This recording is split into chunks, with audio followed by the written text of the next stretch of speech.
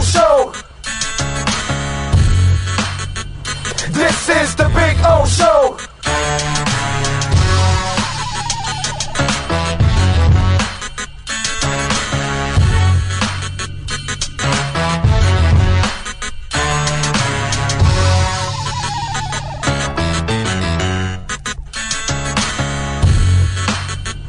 This is the Big O Show.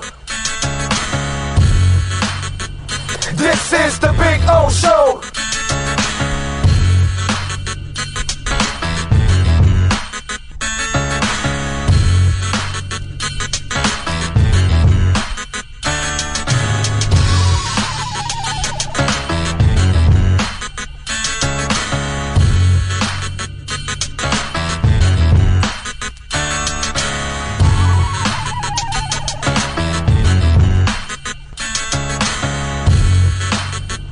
This is the Big O Show.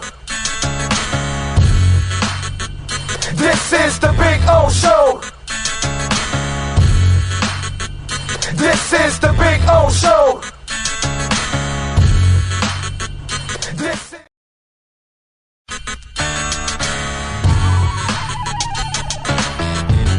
So here we are. I wanted to show you the backyard again because we had some trouble last time, but you know, cuttersedgepro.com does some amazing stuff, and there are the boys and the girl. They're having fun. There we go. Right, Maiden? Right, Bono? There we go. They're having fun. I'm having fun. Look at our Sylvester palm. It is beautiful. We got another one in the front yard like that. You can take your home and landscaping to the next level. And the artificial turf, look at that. Look at that. The two dinosaurs going at it, huh? Look at that. Gotta love the dinosaurs. Look at them. They like to bite each other's legs. That's what they do. They play with each other and then they bite each other and they piss each other off. It's fun. One is Bono, which is the one farther away from you, and Maiden. She's the girl right here. She's a badass. That's for sure. So anyway, see the flowers are coming out. Very nice. cuttersedgepro.com, folks. This big tree there will start budding that I'm showing you there soon. It'll have all kinds of flowers. I'll post another video and I'll show it to you. This is a backyard where everybody gets to hang out. Over there in that corner there, I put the barbecue and cook. So that way it's the farthest away from the house, you know. If I light myself on fire or somebody else, we're out in the corner away from everybody. There you go. So you're getting some flowers coming out, which is a beautiful thing. And I swear by this artificial turf, it always looks phenomenal. I don't have to cut it. I don't have to water it. And so I'm saving a lot of money, hundreds and thousands in the long run, because I'm not watering or, of course, cutting the grass. And you know, here in South Florida, we cut the grass like every 10 to 14 days.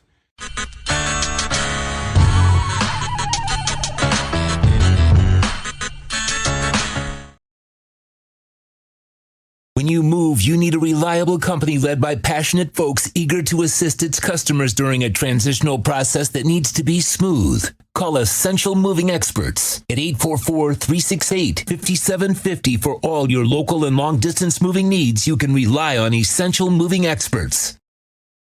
Mention the Big O Radio Show and get $150 off. Family owned and operated. They offer free 30-day storage, full service moving, fully licensed, bonded, and insured. Moving was never so easy. EssentialMovingExperts.com.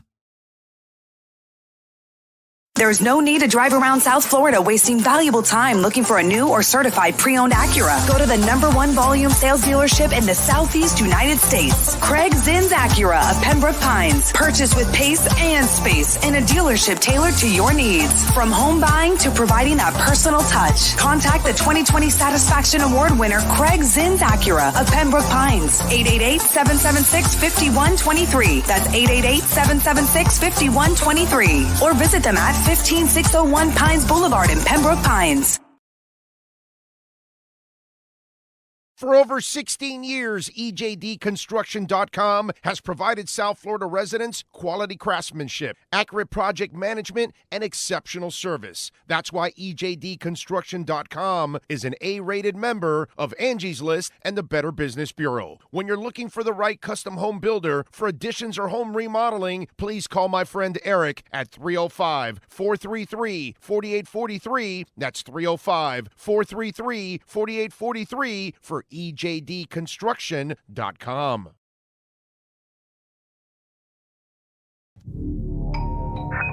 I think I know what this is. Houston, we have a package. Hello? No matter where you are, the Sloman Shield Home Security System guards your home.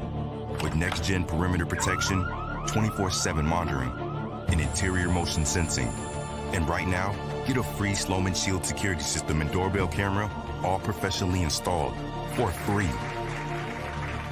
Shield your world, the Sloman Shield.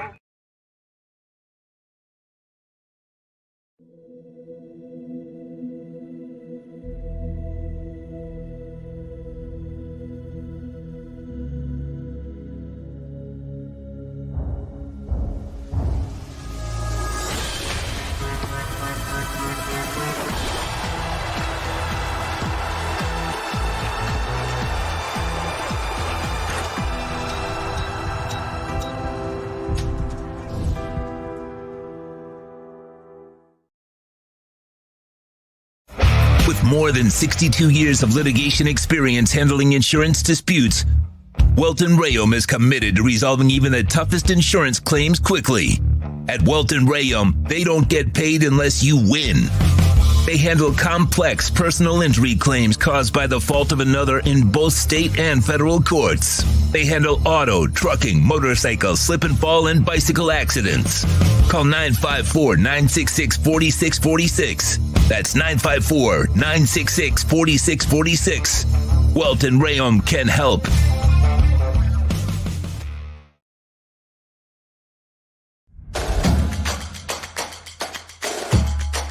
Welcome to Caneswear. New store, new items, same great experience. Family owned and operated since 2010, Caneswear has the latest merchandise from the Miami Hurricanes, Miami Dolphins, Florida Panthers, Inter Miami CF, and more. Come visit us at our store in Davie on University Drive, just south of 595, or online at caneswear.com. Caneswear, the spot Miami fans shop.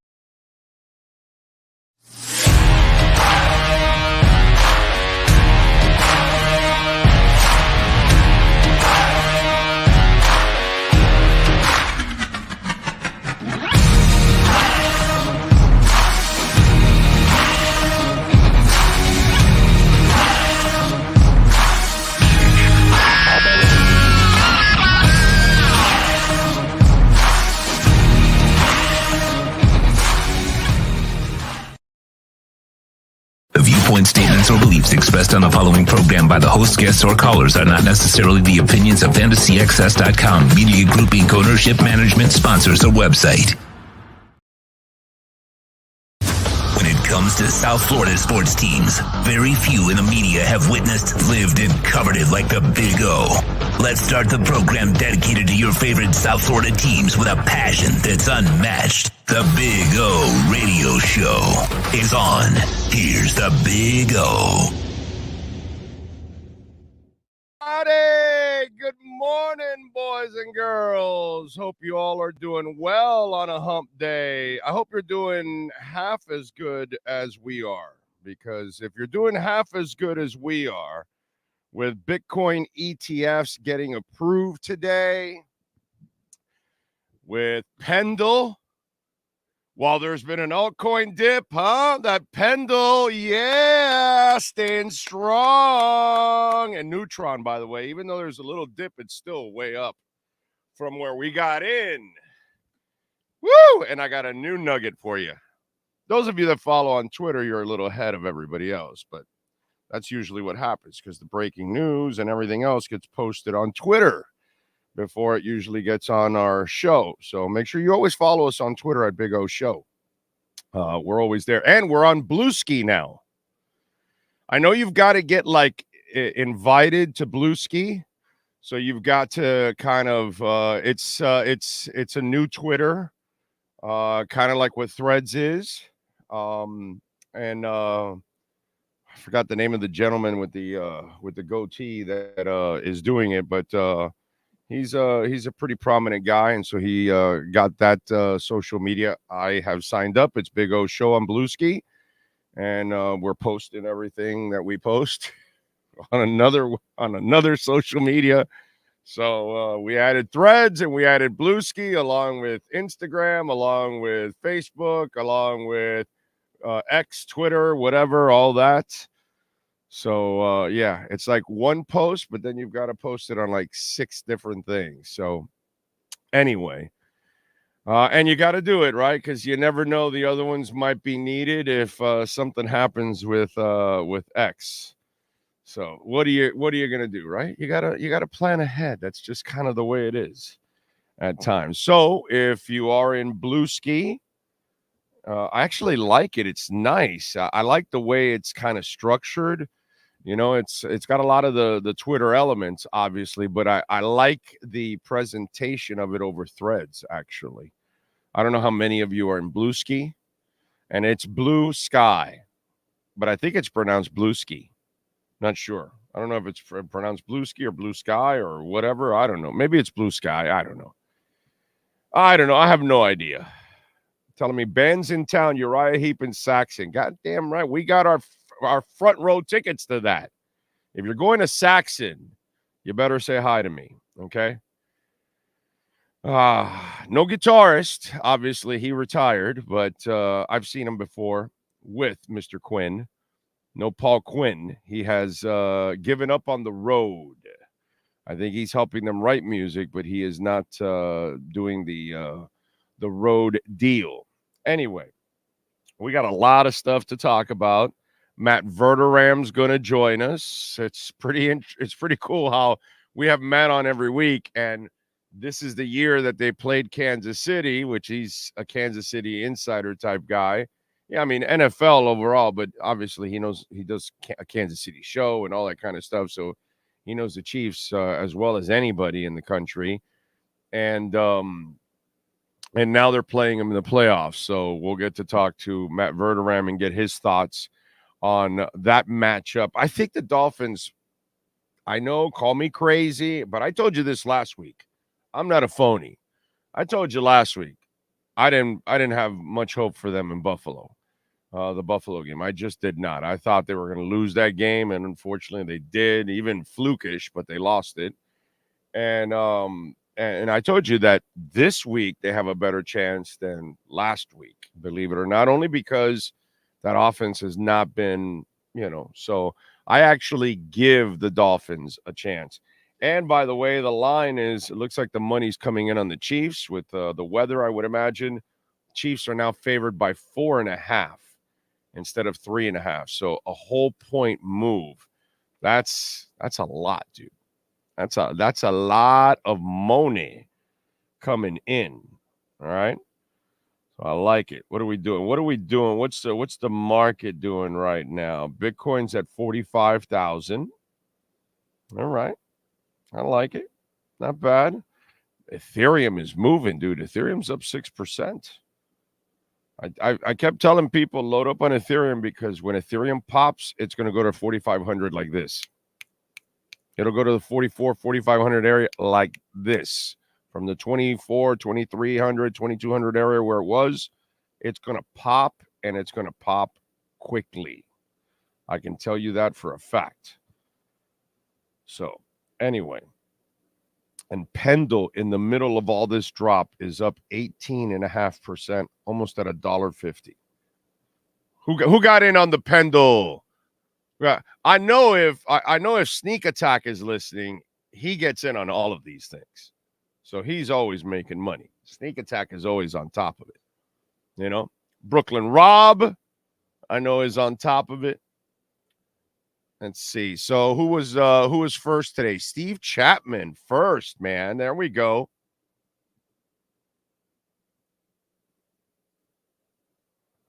He says, I'm a beaten man. I don't have much hope for this Saturday's game, but I'm here anyway. You called it Odyssey filed for bankruptcy. Told you about a year and a half ago, almost 2, that Odyssey would be filing for bankruptcy. I posted on Twitter 2 nights ago. Go on my Twitter feed. There's a whole thing on the whole thing on what's going on with Odyssey, and they're so under. It's, the stock. It's a terrible business, man. It's a terrible, terrible business. And as I've told a couple of people that are still in radio, I told them, plan ahead. Plan ahead. Not that I'm being negative. I'm just telling you, I know what the hell's going on in this business and what's going to happen to it. So be careful. They're going to be purging more, and because they're losing their ass. They don't know how to run a business. They get rid of people that make money.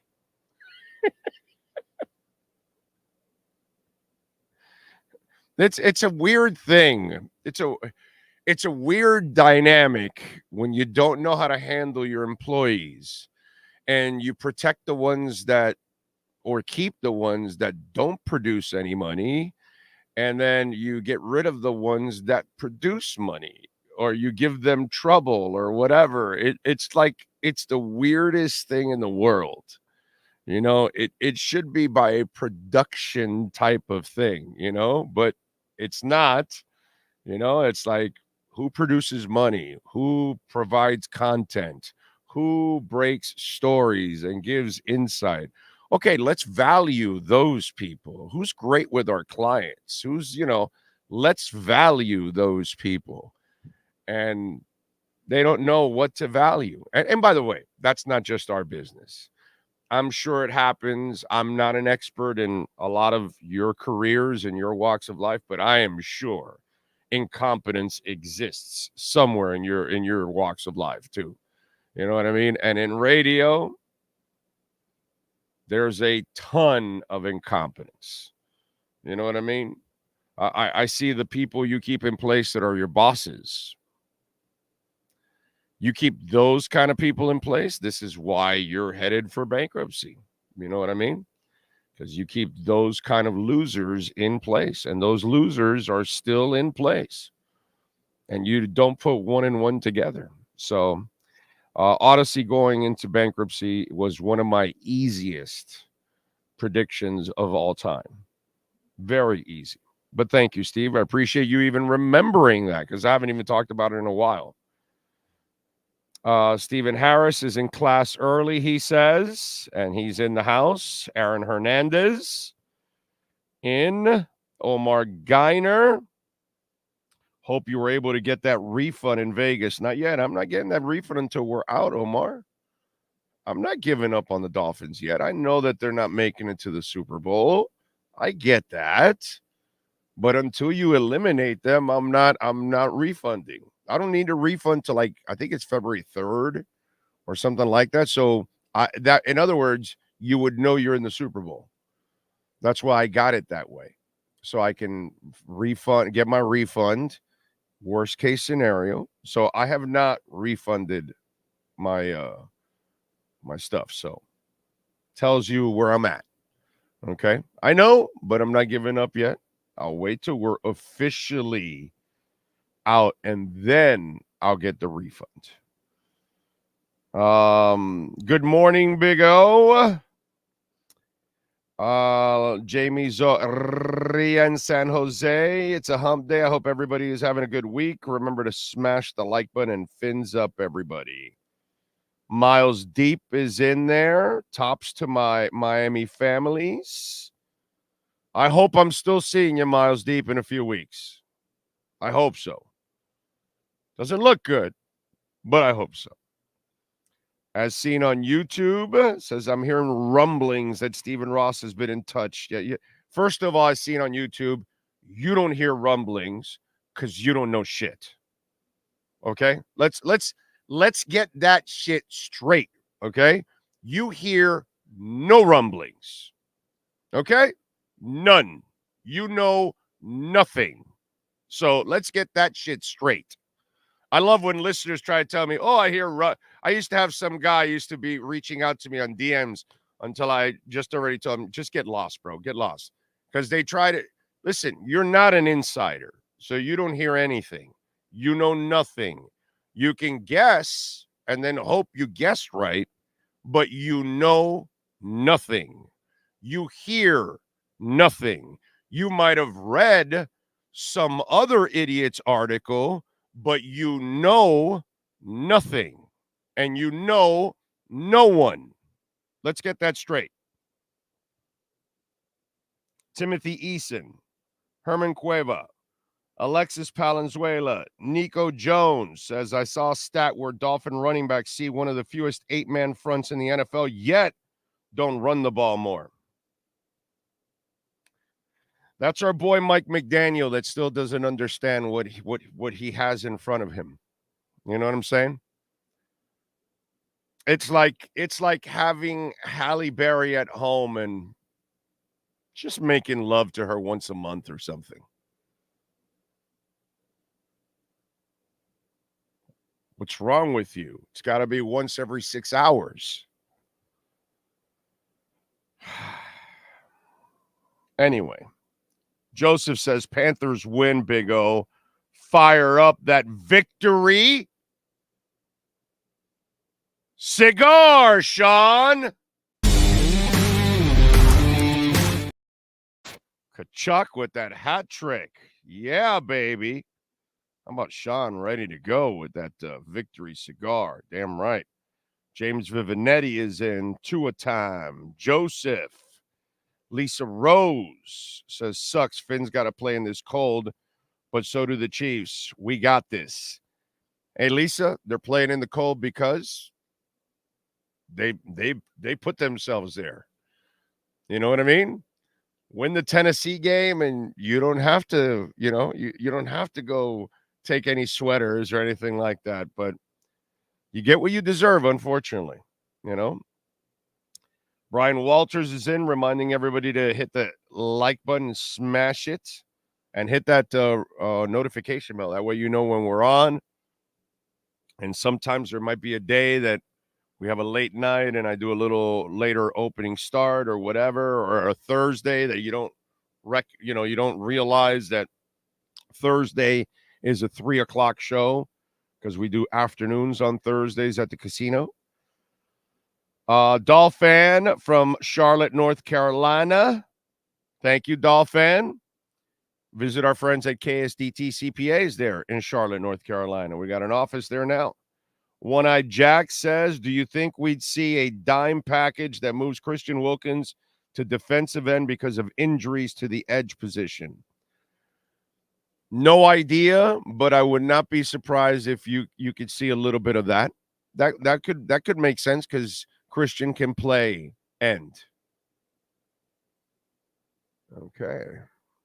Let's see. Jonathan says, I would say it's time to get away from the timing route, but in this cold, McDaniel needs to run the ball and throw some running back screens. Well,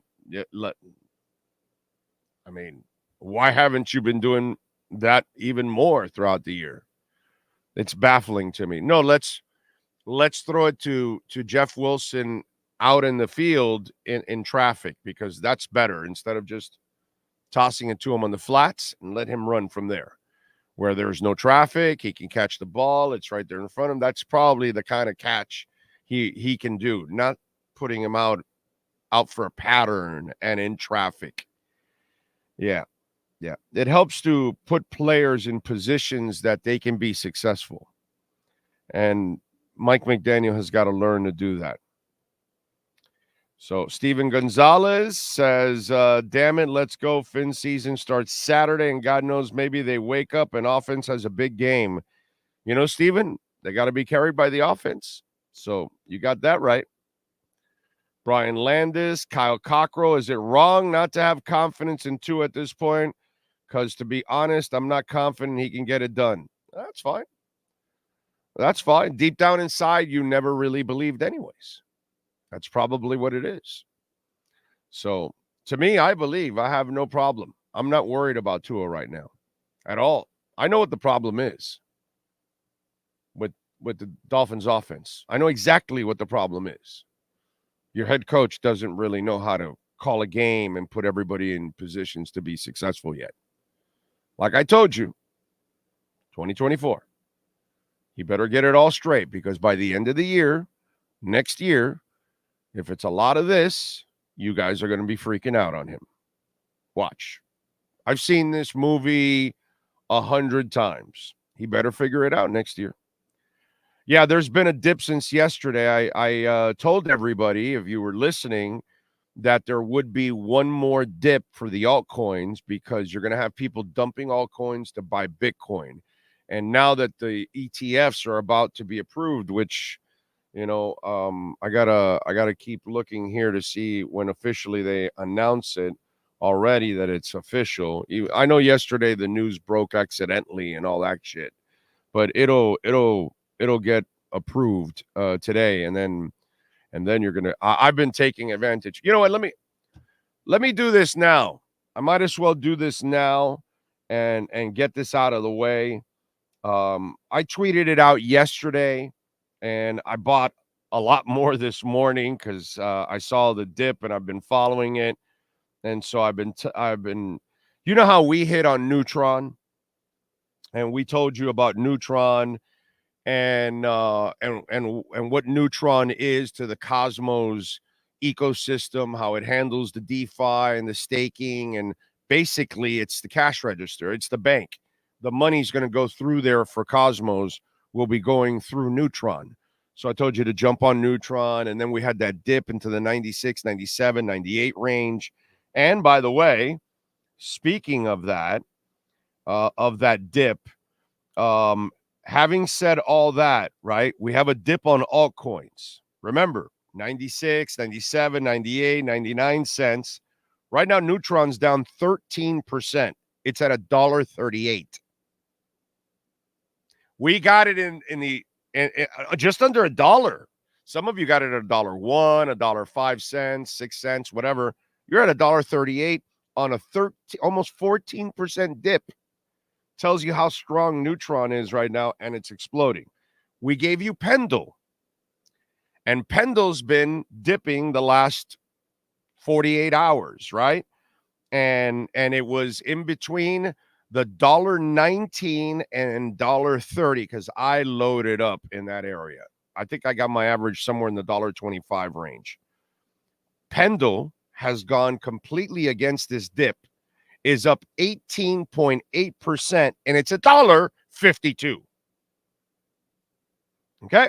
So I'm just, listen, all of this is documented on Twitter. I retweeted. I show you what I showed you before and how it's grown and all that. So all of this is as stand-up as it gets. So you think, what's it called? Neutron, right? What Neutron means to the Cosmos ecosystem. And Cosmos and Polygon and Ethereum and Bitcoin and Avalanche, and a lot of these already went through the last bull run. Okay? We have a new blockchain that's been moving up in a big time way. It's the SEI blockchain. SEI is the acronym, SEI. And it's up to 1.5 billion, the blockchain. So they also will have their own platform for DeFi and liquid staking. In other words, think Neutron. So what is the Neutron for the SEI blockchain? It is Sailor, a.k.a. Kryptonite, is what we call it. It's called Kryptonite. The acronym is Sailor, SEI for the SEI blockchain, and then LOR, LOR. Okay, so that's how that's the acronym for it, Sailor. But it's called Kryptonite. And Kryptonite is currently right now in the 10-cent area. Yesterday when I posted it was in the 11-cent area. It dropped to like 9.9. I think it climbed right back to 10 cents right now. It's a small market cap, 27 million. So you're going to be able to flip this thing so many times over. So think about it. Again, I'm not a financial advisor, but I would not be surprised to 30x this bitch. Okay? Would not be surprised. And the SEI blockchain has been exploding. So Sailor now is going to handle all the liquid staking, the DeFi protocol on it. Also, like I told you, this is their first bull run. So if the Say blockchain is successful and they're able to build a big ecosystem and they're able to get DeFi and start locking up a lot of money on DeFi, and they're able to get the staking going. And again, they're doing the smart thing like a lot of people, liquid staking. So it allows you, like liquid staking means, because staking, sometimes when you stake, you can't take it out to a certain date. Liquid staking allows you to take it out whenever you want. Okay, that's the difference between staking and liquid staking. So when you hear it, you can learn what those terms are. Again, whenever you're looking at a coin, go to coinmarketcap.com. You can put it in there and then scroll down and you'll see all the places that they sell it. I know crypto.com sells Sailor/Kryptonite, and it's super cheap right now, and it's in a nice, really nice dip. And these are the kind of risks you want to take. Small market caps, because the Polygons and the Cardanos and the Ethereums and all that, those things are worth hundreds of millions and billions. Their market caps are in the billions. This thing is at 27 million. This is a baby. Think about it. It just gets to 270 million, which is still a small market cap. That's 10 timing it. So the 10 or 11 cents that you buy it at, you put $200, you 10, 20 times that, you can turn it into $1,000, $2,000. You know what I'm saying? So I'm just saying, again, not a financial advisor. Okay. By the way, the Kryptonite is also on the Tangem wallet. So you can buy it on your crypto.com or look for the other, go to coinmarketcap.com and you can see other places and then move it to your Tangem wallet so you can get it offline. Okay. And then hold. Yes. Let me not put it too close because then we'll get tagged by YouTube. Anyway. So there you go. Kryptonite. That's my new call for you. And again, not a financial advisor. Okay. I just happen to be some sports guy that kicks royal ass in crypto, but there's no way I'm a financial advisor. So don't take my stuff for financial advice. Do your own homework. You check it all out. You put your money, whatever you think is right, whatever you can afford to lose, you do it. Okay? Or take your profits already from Pendle, from Neutron, or whatever, and then you can put it in Sailor. Oh, man. Twitter used to be so good. I don't know why Elon chose to become all political. Oh, well, whatever.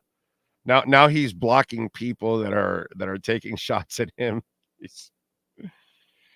Oh man, he is an odd bird, bro. There's no doubt about that. Does McDaniel have the balls to run the ball? Dude, McDaniel his guts are not to be questioned. Okay?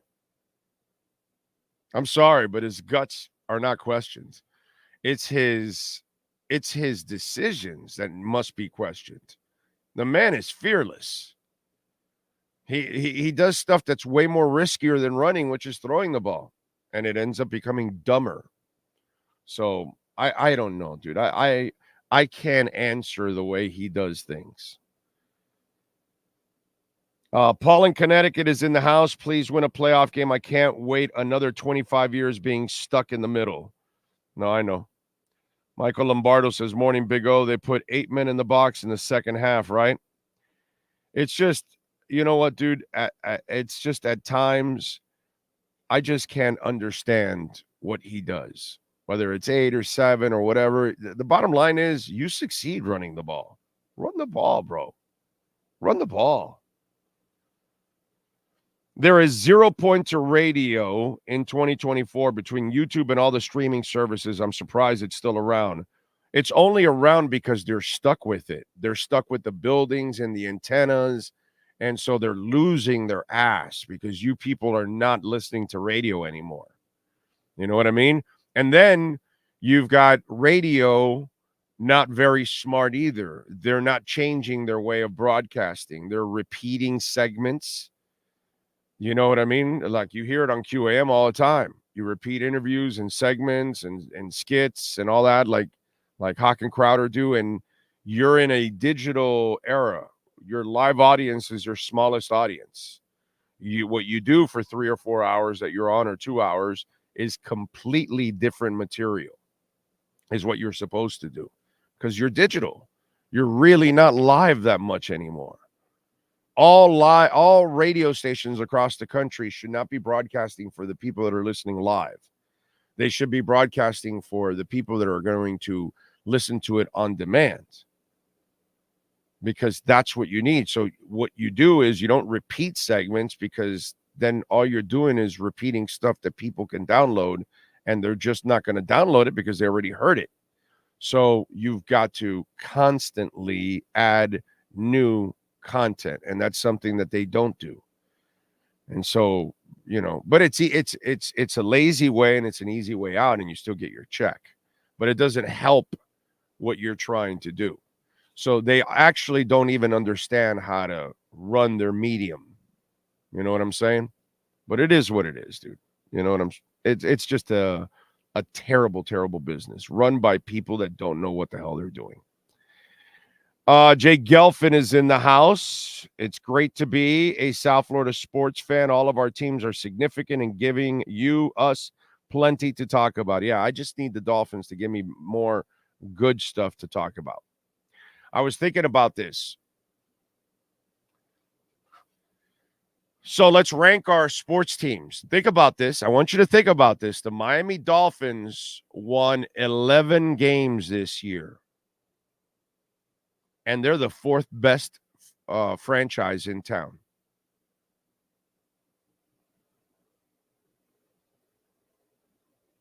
Think about that. 4th best franchise in town. The Miami Dolphins are in front of the Miami Marlins. The Marlins are 5th, but it's like a 5th place that is so far away. It's from the other 4. You know what I'm saying? But the Dolphins have dropped to number 4 in this town. The best team in town is the Florida Panthers. Bar none. That's not up for discussion. That's not up for anything. They're better than the Heat. Not organization. We all know that the Heat is the best organization in town. Okay, I'm talking about teams right now. Really, Inter could be 1, but since they haven't done it, I'm going to give them the 3rd spot. They're better than the Dolphins. By far, by miles. They will go to the playoffs this year, and they will win games in the playoffs. Something the Dolphins can't do. Okay? So I'm automatically putting Inter Miami with the best player in the world, and they added more players this offseason, and they should be healthy and all that. They should kill it in the MLS. And I'm going to put them in 3rd because they haven't done it yet. The Heat and the Panthers are already set to go to the playoffs again this year. The Panthers won again last night. Okay? They're right up there at the top of the conference. Kachuk with, a hat trick last night. So I'm going Panthers are the best team in town. The Heat are the 2nd best team in town for now. Inter Miami's the 3rd team for now. The Dolphins are locked in. They have no shot at 3, 2, or 1 right now. None. Okay? They're not better than the Panthers. They don't know how to win in the playoffs. The Panthers do. The Panthers can get even to a Stanley Cup. Dolphins can't even win a first-round game. Right? So no comparison whatsoever. Panthers have surpassed the Dolphins as an organization easily. Jesus Christ. It's not even, they've gone to the playoffs. This will be their 6th straight year. There's no comparison with the Panthers and the Dolphins. The Panthers are superior to the Dolphins in every way, shape, and form until proven otherwise. The Heat, obviously, best organization, but their team is not better than the Panthers right now. It's a really good team. They'll make some noise in the playoffs, but the Panthers actually have a shot at winning the Stanley Cup. The Heat have no shot at winning the title, but you got the best coach in the world, so you'll make some noise. And then it's Inter. And then your Miami Dolphins winning 11 games. They're the fourth best team in town.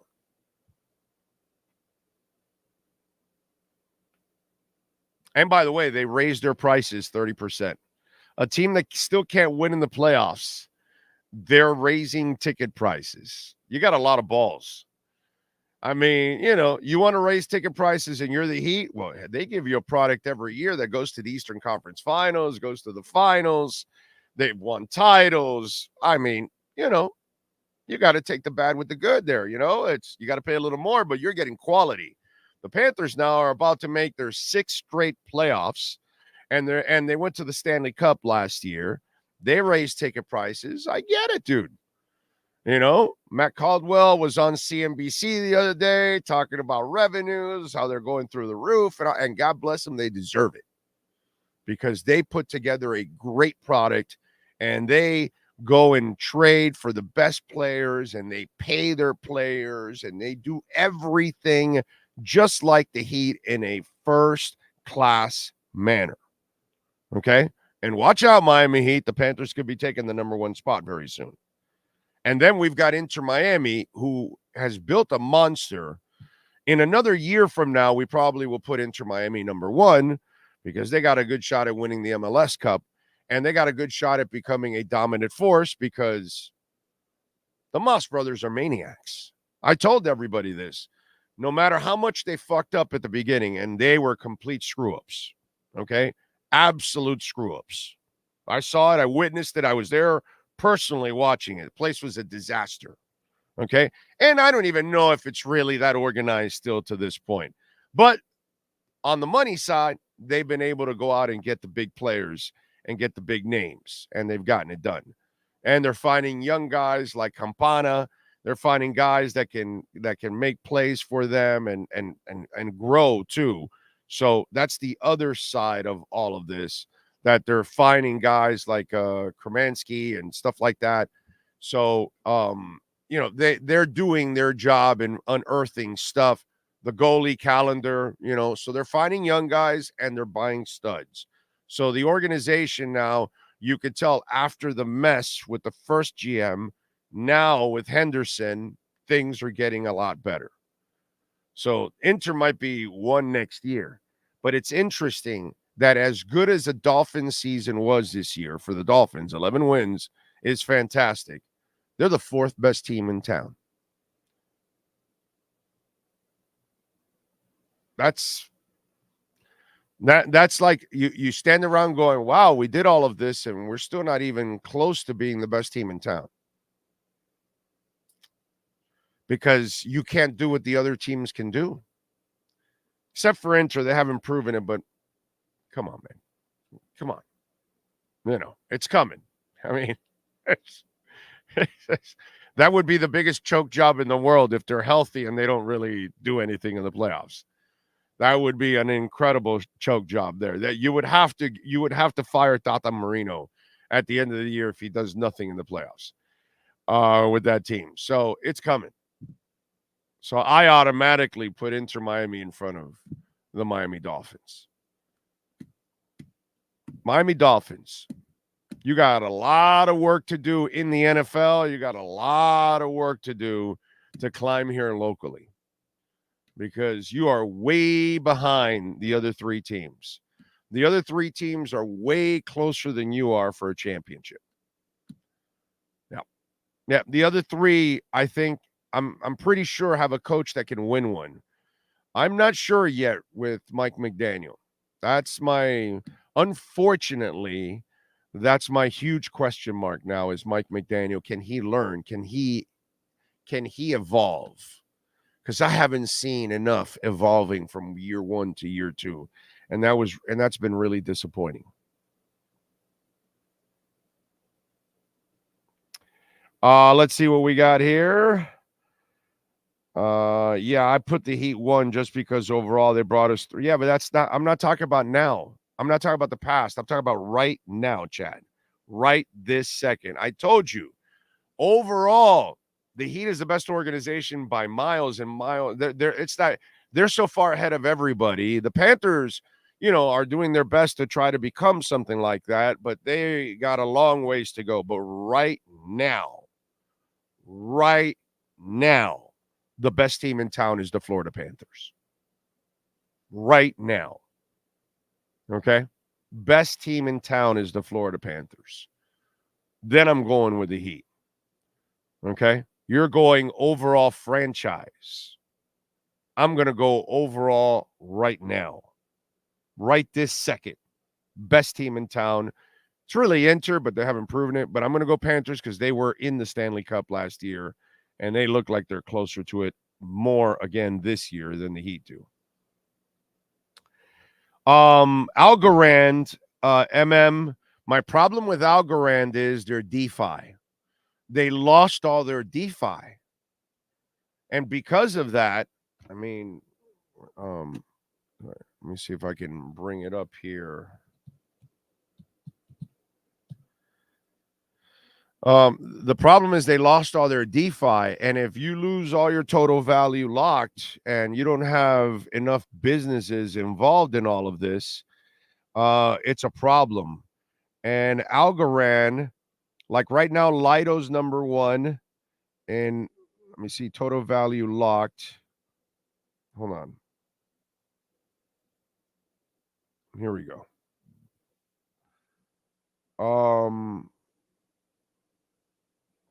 Let me see where Algorand is, because Algorand dropped in the rankings big time, dude. Big time. And that's my problem with Algorand. I got out of Algorand.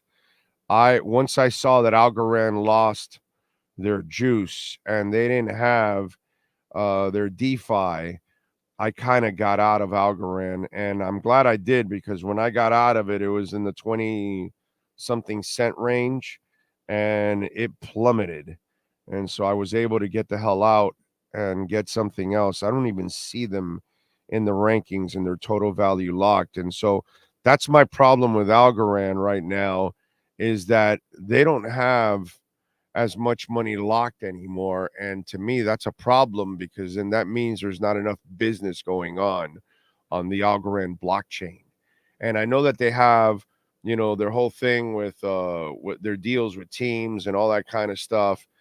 And I know they esports and all that other stuff that they're involved in. But I personally got out of Algorand, and I thought I could make better investments that would grow more. So that was my problem with Algorand, and why I divested out of Algorand. So I divested out of a couple things. Algorand, Engine Coin. I divested out of. I think there's one or two more that I might have divested out of. And I just thought I could go into areas where my money would grow a lot more and a lot faster than Algorand. So I am not as much an Algorand believer as I used to be. So apologies, my brother. Again, do your own homework, and maybe you see things I don't see. And if you feel great about Algorand, then, God bless you, bro. I hope you hit it big. But I got off the Algorand bandwagon. Chad says, I can't argue or disagree with you. Oh, but hear me out. Victory cigar for Spo. That contract, every penny deserved. I got something better for that one. Okay, but I will do something with Spo. But let's give Spo. It's a good idea, because he is getting a new contract. He is going to need that money to pay for the divorce. Oh, I'm sorry, did I say it? Let's give him that victory cigar.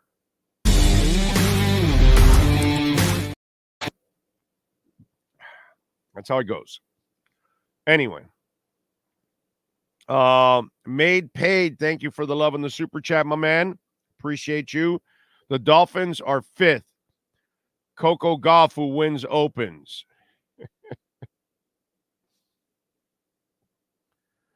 Well, she does more winning than the Dolphins do. Let's see.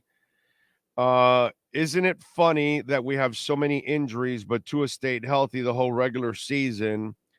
Mudbone, it just shows that he understood what he had to do. I mean, I talked about it all last year. What he's doing now does not surprise me one bit. While we had all these idiots overreacting, oh, Tua should give up, Tua should quit football. And by the way, those wussies made me sick to my stomach. Oh, Tua should quit football and think about his family and all that. And all these people, none of them say that about race car drivers. None of them say that about a fireman or a firewoman and whatever, or a police officer or an FPL person who's climbing wires and shit. You know how many people do dangerous jobs for a lot less money? And they put their lives on the line all the time. A police officer every day of their lives. I can't imagine anybody that is married to a policeman or policewoman, and you see that person go to work every day, it's got to scare the shit out of you. Okay? Nobody gives a shit about miners going down into that coal mine and breathing all that shit for years, or getting trapped in mines or whatever. Nobody gives a crap about these people. And then all of a sudden, a football player, and because it's America's sport, everybody's got an opinion now. You know, meanwhile, nobody gives a shit about the lifeguard that's putting their lives on the line constantly. In fact, I just saw a lifeguard that needed to be dragged out of the water and saved because he was trying to save somebody else just recently with that tsunami out there out west. Anybody tell that lifeguard, oh, you need to give up your job? Nobody ever says that. Nobody gives a shit about these people. But all of a sudden, a football player, you people are such full of crap. It's amazing to me. Anybody gives a shit about teachers' mental health? Because you have any idea what it's like to deal with 200 students a day? That can't be good for your mental health, bro. Anybody give a shit about that? No, they don't. But Tua, oh, he's got to give up football. I was the guy on the show. You can go back. It's all recorded. It's all there. It's all there. I said Tua could play for 15 years. All he has to do is learn how to play the right way, like Marino did, and like Tom Brady, and like Peyton Manning, and like Drew Brees. They didn't hang on to the football. They got rid of the football. So what Tua did this year is zero surprise to me. Nothing. It surprises those out there that didn't look at it the right way. Because they look, oh, he's concussion prone. No, he's stupid prone. And by the way, this year, he's also stupid prone. And I love Tua to death. But I would have sat down with him last year and I would have said, brother, you know, I'm a big believer in you, dude. I know you can ball, but you got to get rid of the football. And we figured it out here. We showed all his injuries, his 2 ankles, the 2 concussions, and the hip. And they all happened between 3.85 seconds and 5.1 seconds. 5.1. You know the Green Bay one? That was 5.1 seconds. What the hell are you doing holding onto the ball for 5 seconds? Who do you think you are? Cam Newton, Ben Roethlisberger, Josh Allen? You think you're a mountain man that can take a pounding? No, you're not. Get rid of the football. And that's all he did this year. Get rid of the football, spike it, throw it out of bounds, slide. You stay healthy forever. It's amazing. It's truly amazing how healthy you'll stay if you just get rid of the football. Live for the next play. That's it. That's all you got to do. So I have zero surprise with what Tua's doing now. Zero.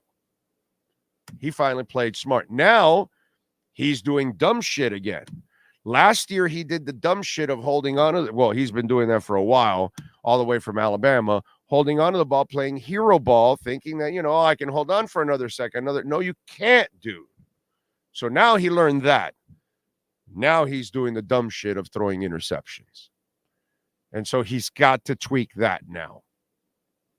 And that's been because of Mike McDaniel forcing the Tyreek issue. And then when Waddle's on there, forcing it. Brother, become a better play designer and design plays where they're decoys and you're opening it up for others.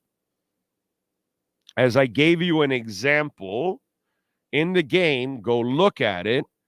There's a play where he completes the ball to Tyreek on the hash mark in between three guys.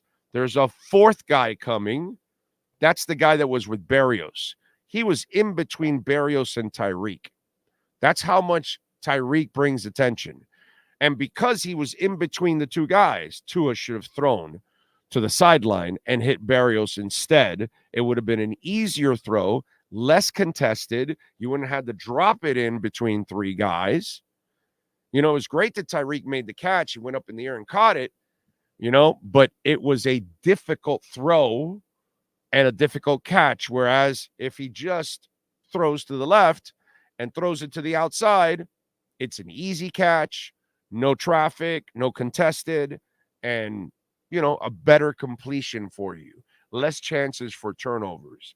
In the middle of three people, it could easily get tipped. So the stupid pill has been taken again this year. And so that's what we need. Last year, the stupid pill was I continue to hold on to the ball and I continue to break my body. And so this year he learned, okay, I get rid of the football. I have no injuries. Wow, what a concept. Now he's got to learn I cannot force things. No matter what the coach wants me to do, I need to find somebody else. And that was the magic, again, of Peyton Manning, of Drew Brees, of Tom Brady, of Joe Montana. None of these guys were great athletes, but they were happy, ecstatic to hit a 4 or 5 yarder. And the rest of us that had to face them would be pissed off. That son of a bitch is killing us with that 4 or 5 yarder, 4 or 5 yarder, 4 or 5 yarder. Because they didn't care. The big play wasn't there. They weren't going to force it. Boom. I'll take the 4 or 5 yarder.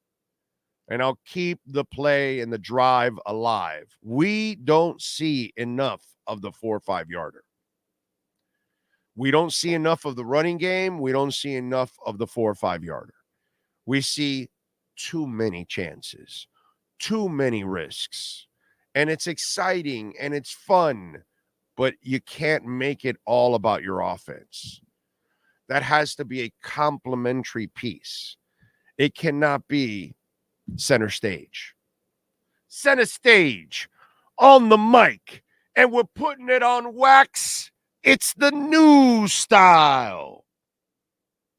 So run the damn ball. Get some short passes involved in here. Let's stop taking the stupid pill. Okay? We dropped the other stupid pill last year, finally, after years of injuries. Figured it out. Now he's got to figure this out. That's why I'm not where some of you are, but I get it. You were never believers really of Tua, so now you acted like you believed, or you were just waiting for this to pounce. One of the two. It's one of the two. You really didn't have conviction. If you're doubting now, you really didn't have conviction. It's the same. Bitcoin. When it was at 16.5 or 17 or 22, and I had a bunch of idiots. Oh, you see, Bitcoin's a lie, this, that. Did you see me flinch at any moment? At any time did you see me flinch? Do you know why? Because I did my homework. Because I knew what was going on. Because I, in my heart, felt confident that I had done my homework, and I understand the environment, I understand the economy, and where we're going. And guess what? I was right. By miles, I was right. But that's because I had conviction in what I believed in. Just like the Tua thing, I've had conviction that he could play. I know I'm right.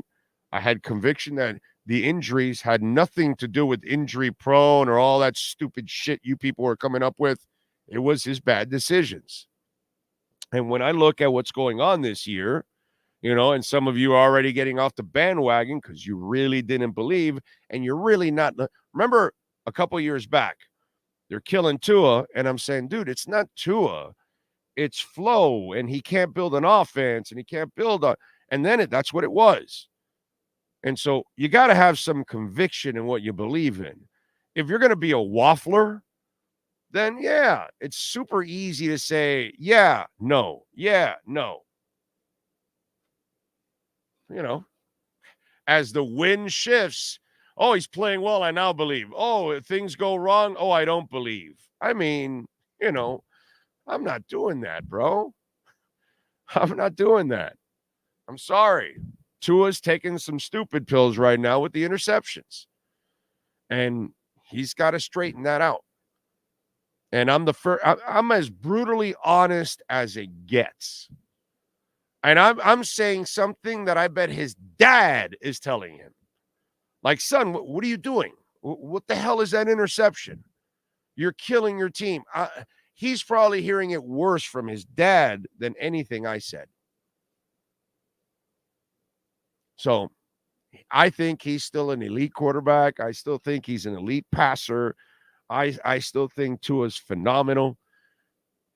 This is part of the growing pains. These are things that your talent, your confidence, your cockiness, your humble, all of these things end up happening, and you get humbled and you learn and you run your head into a wall. And Tua has a little stubbornness to him, right? Because he was putting shoulders into people, and it's like, yo, this is not who you are. So he figured it out. He'll figure this out. As I explained to you, timing quarterbacks, Drew Brees, Bob Greasy, Tua, Peyton Manning, guys that throw on timing, that they don't have guns, right? There's an adjustment because of the speed of the league and you. That's why Peyton Manning threw 24 interceptions his first year, because the speed and his arm, he had to adjust. He had to learn what the timing is and how he had to throw things a little bit sooner than the average quarterback, because he doesn't have Cam Newton's arm or Justin Herbert's arm or some of these guys that aren't really, they have no anticipatory skills, but they live off of after the break, they throw it, which is also dangerous, by the way, because eventually you're not going to get that throw all the time. And it's going to, anticipatory is better because you're throwing it ahead. And so if you've practiced it enough, and as long as your route runner is a disciplined route runner that can run the same exact route you run in practice, so the timing is perfect. It's the reason why Chad Johnson was a failure in New England, because he was an ad-libber. You can't ad-lib in New England. You have to run precise and timed routes. He couldn't do that. He wasn't that guy. Okay? So there's a lot of elements to all of this. And Tua just needs to learn to be a little bit smarter with the football. Okay? And he has to be a little bit more patient. And he has to learn to throw it away. Okay? If you're not going to find somebody open, I'd rather you throw it away than throw it into double or triple team coverage, because that will turn into some of the ugly situations that we've had this year. But this is part of the growing process for anything and everything. Whether you're learning the league, learning a system, or learning how to play with your coach, because he's calling a game that sometimes might be not conducive and not productive for the overall offense and including your quarterback. And so for me, the biggest problem right now is Mike McDaniel, a lack of understanding what he is supposed to do with the personnel he has. That is the biggest problem on this team. That's what sets back your running game, your offense. That's what sets back your quarterback. And then the risky passes that he's constantly calling puts his team in bad positions. Just like calling an option play for a Chan. What kind of stupid shit is that, dude? Come on, man. You know, if you want to try that at the end of a game and it's first down and you're at the 4-yard line, that's when you try something crappy like that. Because you might catch him by surprise and it's a short pass. You're right there in the end zone. A Chan would bring all of the attention and maybe he can dump it over to somebody. But where and when he tried it had no rhyme or reason to it. And now you gave it away for nothing. Now they saw it. Now you're an idiot. You know, there's just a lot of shit that goes on with McDaniel right now that he's got to tweak. And if he doesn't tweak it, he's going to have problems next year. I can already see it. I'm telling you, it'll build up. It'll build up to a crescendo by the end of the year. He cannot have the same kind of year he has had already the first 2 years. He cannot. Okay? He cannot. The Dolphin fan base will lose their effing minds at the end of next year if it's anything like it is this year. I'm just telling you. I know what's going to happen. People can be in denial if they want, but you know, it is what it is. Remember, you can make a donation through Cash App or Venmo at Cash Big O Show. That is Cash Big O Show, Cash App or Venmo. And let's see what we got here, by the way. And brother, Ethereum is up 8%. It's up to 2,400. I kept telling people, load up on Ethereum if you don't have Ethereum, because while Bitcoin's already made a lot of movement and now it's about to make some even more. We'll be over 50 in the next couple of days. I can guarantee you this. Guarantee we're going to be over 50 in the next couple of days. We could be at 60 by the end of the month. That's what I think. Bitcoin, by the way, right now is at 45,351. Waiting for these ETF approvals. Polygon is up 6.5%. Roll Bitcoin is up 6.5%. We gave you Roll Bitcoin a week back. Chainlink is up 4.5%. Illuvium's up 5.5%. I love it, man. Immutable X is up 4%. So things are bouncing back right now. And I don't know how many of you took the Pendle ride, but I got to tell you, man, it's pretty amazing, this Pendle ride right now. And Kryptonite was down 26%. Now it's down 18%. So it's now climbing back. I was able to just buy some of that dip. Pendle is up 22% in the middle of all of this. Pendle has not lost out. They're up to $1.53. So if you took advantage between the $1.20, $1.30 area where that dip was for the last 36 hours, you are loving freaking life. I don't know. Anybody got on the Pendle run here? And I'm telling you, Kryptonite already. I told you about Kryptonite. Told you about the dip. And in the last hour, now it's up 3%. So it is now starting to climb up. It was at 96.96, which is not just in the middle of 9 pennies. And now it's at 10.45. So it's gone up almost a penny since 10:15 this morning. I told you, man. I told you. Okay? I told you. I have not misled you all. That's all I can tell you. I have not misled you all. Tua got that timing down. That's 100% gives him. I don't know what that means, Lofi, but okay. Let's see. Tua cannot get to his second, third read without holding on to the ball. He won't hang on to the ball to prevent injuries. Well, the line also. That's kind of, it's both. Remember, he's got a bunch of backups. He can't hold it for too long. Brother, it's injuries or get rid of the ball. And until that line gets all the guys healthy and then you can give them that extra half second, you got to play the game the right way and get rid of the ball. Tua is too nice to change plays. Daniel, I need to see more Marino-like nastiness from him. Yeah, we'll see. We shall see. All right, let's take a break. 1 hour down. Hour number 2, and guess who starts hour number 2? We preview Dolphins and Kansas City with the one and only Matt Verderam from Sports Illustrated. Next. Welton Rayom has more than 62 years of litigation experience handling insurance disputes. They're committed to resolving even the toughest insurance claims quickly. Call them for a free consultation. 954-966-4646. At Welton Rayom, they don't get paid unless you win. Property damage claims to your home, business, or condo as a result of a hurricane. Welton Rayom can help. Water, mold, fire, smoke damage, Welton Rayom can help. Call 954-966-4646.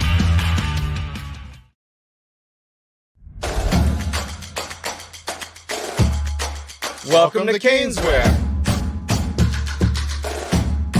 New store, new items, same great experience. Family owned and operated since 2010, Caneswear has the latest merchandise from the Miami Hurricanes, Miami Dolphins, Florida Panthers, Inter Miami CF, and more. Come visit us at our store in Davie on University Drive, just south of 595, or online at caneswear.com. Caneswear, the spot Miami fans shop.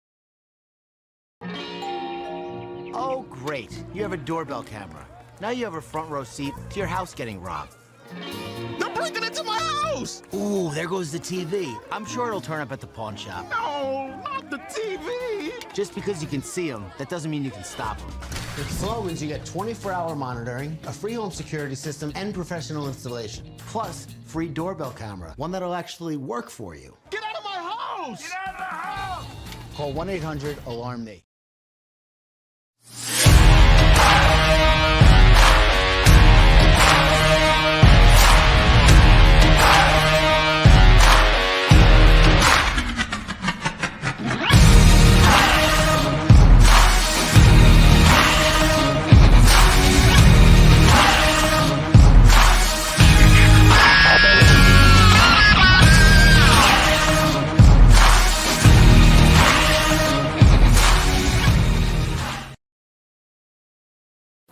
Statements or beliefs expressed on the following program by the host, guests, or callers are not necessarily the opinions of FantasyAccess.com, Media Group Inc., ownership, management, sponsors, or website.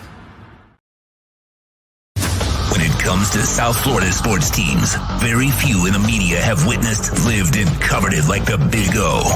Let's start the program dedicated to your favorite South Florida teams with a passion that's unmatched. The Big O Radio Show is on. Here's the Big O.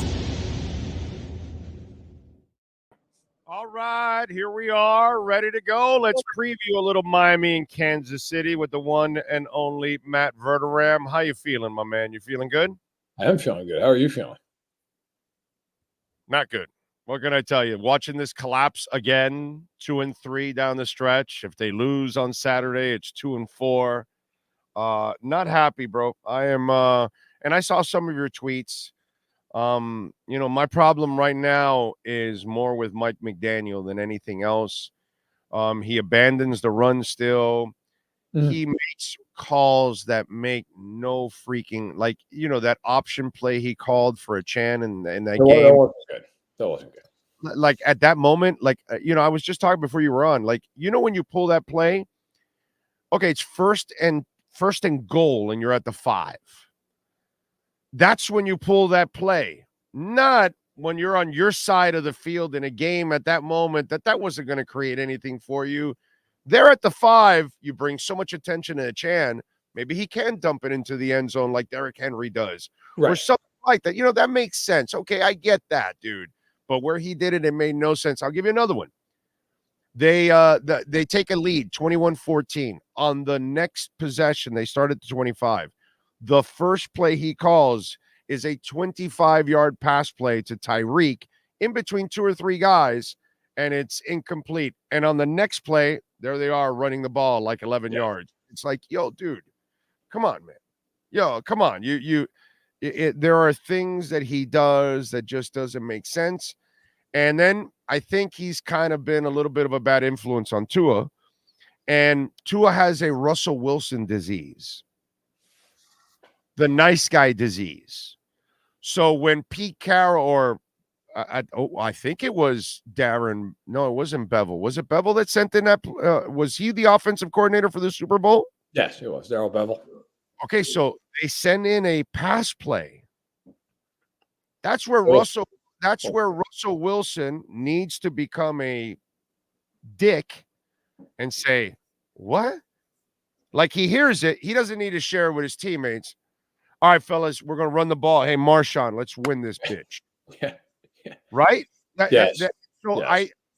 I'm at a point, and I don't think it's ever going to happen, but I'm at a point where Tua needs to also not be a robot and do everything that his coach is telling him.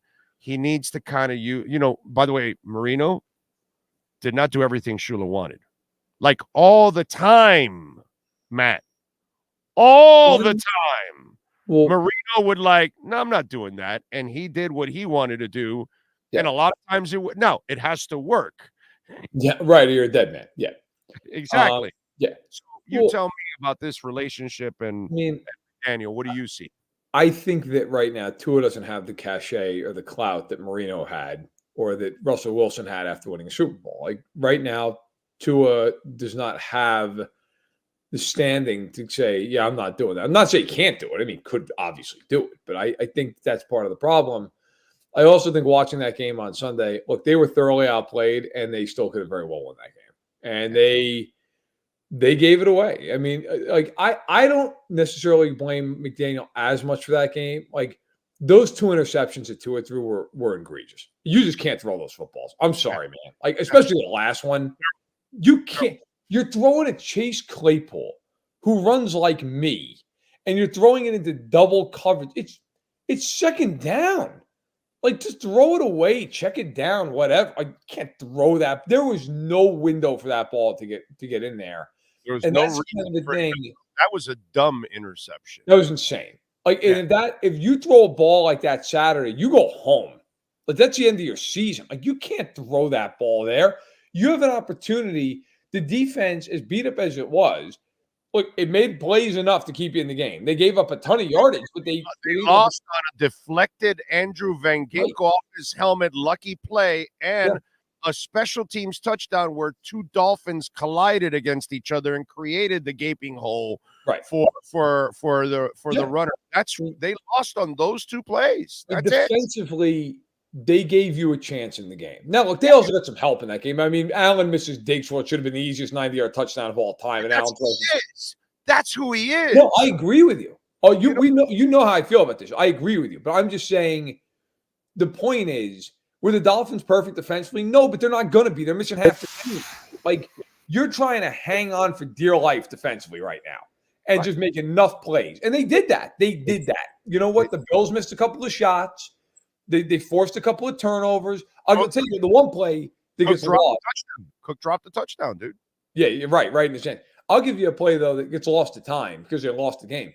That play at the goal line for the half is one of the best tackles I've ever seen in my life. I mean, he drilled that guy at like a third of the way between the 1 and the goal line and knocked him flat on his ass. Look, I think, you know what? If you're the Dolphins, that game makes you sick because, hey, look, if you went in there and you just got beat straight up, okay, fine. You lost that game because you couldn't get out of your own way the last half of the football game. Yeah, the offense failed. The offense failed. The offense was awful. They played a responsible first half, and then it's like he all of a sudden all right, F the run. Let's just and it's like, brother, did you not look how the game starts? This is what pisses me off about McDaniel. You know what they are, and you open up the game trying to be fancy and smart with a pass. And you start with a pre-snap penalty from your offensive lineman. And on the next play, on 2nd down and 15, there goes a Chan for a 16-yard run. And it's like, yo, butthead, just do that all the time. That's what you're supposed to gouge these guys with the run, dude. Don't get cute. Don't get cute with an option play. Don't get cute by calling 25-yard plays to make it harder on everybody. That's my problem right now with McDaniel. There's no rhyme or reason to how he calls a game. He's a great play designer, but he's like the dude that has the puzzle on his table, and it takes like 4 years to build because he's just like stuck in sections and all kinds of that. So he has all the pieces, but he doesn't really know how to put the puzzle together yet. Well, I'll tell you right now, if they're winning on Saturday, they better rush for about $1.75 plus, because that weather is not going to do. I mean, if you're asking Tua to drop back 40 times in that, it's over. Like, you need to run the ball with Mostert and Achane and do whatever you got to do. And look, it's not going to be easy, but I mean, that's the way they're going to have to play. I mean, the weather, I know it's not snowing or rain, but when it's that cold, it is hard to throw the ball. I mean, the ball's a rock. It is slippery. And if you don't have a cannon that is a hard thing to throw that ball. And it's hard on the receivers. I mean, that ball, when it hits you, it bounces off you. That's a game where if you're Miami, you better be able to just line up and run the football. And if you can't, and by the way, I think the Chiefs are probably going to do the same thing with Pacheco. I think it's going to be a lot of, hey man, here it comes. Like, here's Isaiah Pacheco, tackle him 25 times. I mean, when it's that cold out, throwing the ball 30 plus yards in the air is going to be brutal. I mean, it's just not going to happen. Miami can't be successful like they were last time with Travis. It will be a Pacheco-Kelsey game. Yeah, if they get Kelsey involved, because that'll be the safer passes for Mahomes and the more sure passes. You know what I mean? Because you're not going to be the outsides nearly as much. So I would imagine if Kelsey, I know he hasn't had a Kelsey-like year, and for whatever reasons. Well, it's also going to be Rashee Rice in this game, where early in the year when they played the Dolphins the first time, Rice had 2 catches and a touchdown in the first drive, and he basically didn't play the rest of the game because at the time they were using him for like 20% of the snaps. Now they're using him for about 90% of the snaps. Like, Rice is going to be, I would say, the bulk of their offense, the vast bulk of their offense is going to be Rice, Kelsey, and Pacheco. And they'll mix in Justin Watson here and there, and they'll mix in Clyde Edwards-Helaire and whatever. But like, those 3 guys are the 3 guys. I mean, those are the guys. And look, in a game like this, I'm sure with Kansas City, they are going to sit there and just try to pound the ball at Pacheco against what is a front that right now is missing a lot of guys. I mean, they're going to just run the ball to the edges and say, here it comes. I mean, they're going to pull the guards, pull the center. They've run the ball well. Pacheco's played well, and he's a hard guy to tackle. And again, when you get into that kind of weather, and I'll be there Saturday night, I'm covering the game. I mean, that is going to be, I don't care who you are. And I don't know, like, I'm not saying this jokingly. I know most of the people listening are from Florida. I grew up in weather that sometimes I played outside when it was that cold. And I got to tell you, when it's that cold, it's in your bones when it's that cold. It is. Like, there's a part of you that you're like, I want to get inside. Like, it's brutal. I mean, it is. Let's put it this way. I'm glad the press box, the windows will be shut, because I would not enjoy being out there Saturday night. There's no question. Yeah. It's crazy. And in a way, in a twisted way, I think Miami has a slightly better chance this week than they did last week. Because last week I think they were facing a scarier offense, whereas normally you'd be terrified of the Chiefs' offense. But this year it's not the case right now. And as bad as Miami is, you know what they're going to do? They're going to put Jalen Ramsey on Rashee Rice, and then they're going to try to bracket Kelsey and see if they could get away with that. And then the rest is up to the front line and then the new linebackers to chase down Pacheco. And Pacheco is a perfect weapon for this weather because he's just a hammer. And that's one thing that you definitely need in this kind of weather. Yeah, I mean, I think, look, it's going to be interesting. I agree with you on Pacheco. I think he's probably best suited for this type of game because it's one of those things. I mean, it's human nature. Like, the 15th time that damn guy gets the ball, like, I got to tackle this guy again. Like, this guy, it hurts. It hurts to tackle somebody in a weather like that. So, yeah, I agree. I think, look, the Chiefs, if I know anything about them, they will do everything they can with motion and formation to try to get Kelsey singled up. Not that it's easy. Fangio did a great job bottling him up the first game. With Rice, they'll probably do the same thing. I mean, I remember watching that Titans game where the Titans just ran Hopkins away from Ramsey as much as humanly possible. I would think that the Chiefs will try to do the same thing. Obviously, the Dolphins are a team. They like to play a lot of zone under Fangio. That's the way he plays. I'm curious to see if they stick in that or if they abandon it a little to try to match up Ramsey with Rice most of the game. Or do they stay in their zones and the Chiefs just say, all right, you know what, look, we're going to try to get away from him as much as possible. And the Dolphins just stick to their core principles. My guess is they'll mix and match, and they'll probably do a little bit of both. But I think this game, frankly, comes down to, can Miami get pressure on Mahomes? If they can't do it, as much as their receivers have been a tire fire this year, I mean, at some point, somebody's getting open. Somebody's going to catch them. I mean, it's just human. Eventually, it's going to happen. Wilkins and Sealer against that interior of Humphrey, Tooney, and Trey Smith, that to me is the matchup of the game.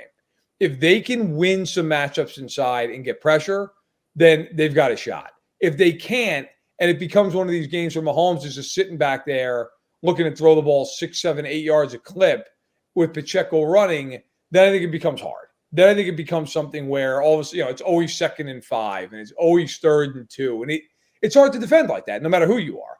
So I think that's the biggest matchup of the game. I think Kansas City's defense they've been good all year long. I think they'll play well in this game. It's a question for me of how much can Miami's defense, with all those injuries, how well can they hold up?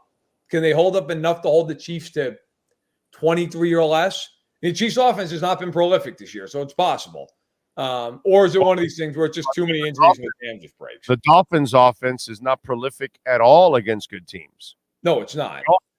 At all. I mean, and that's why, that's my question. Like, look, to their credit, they held Buffalo because Buffalo made some mistakes, which God knows the Chiefs can make mistakes. They're top 5 in turnovers. That's going to be, to me, like, can the Dolphins do enough in this game?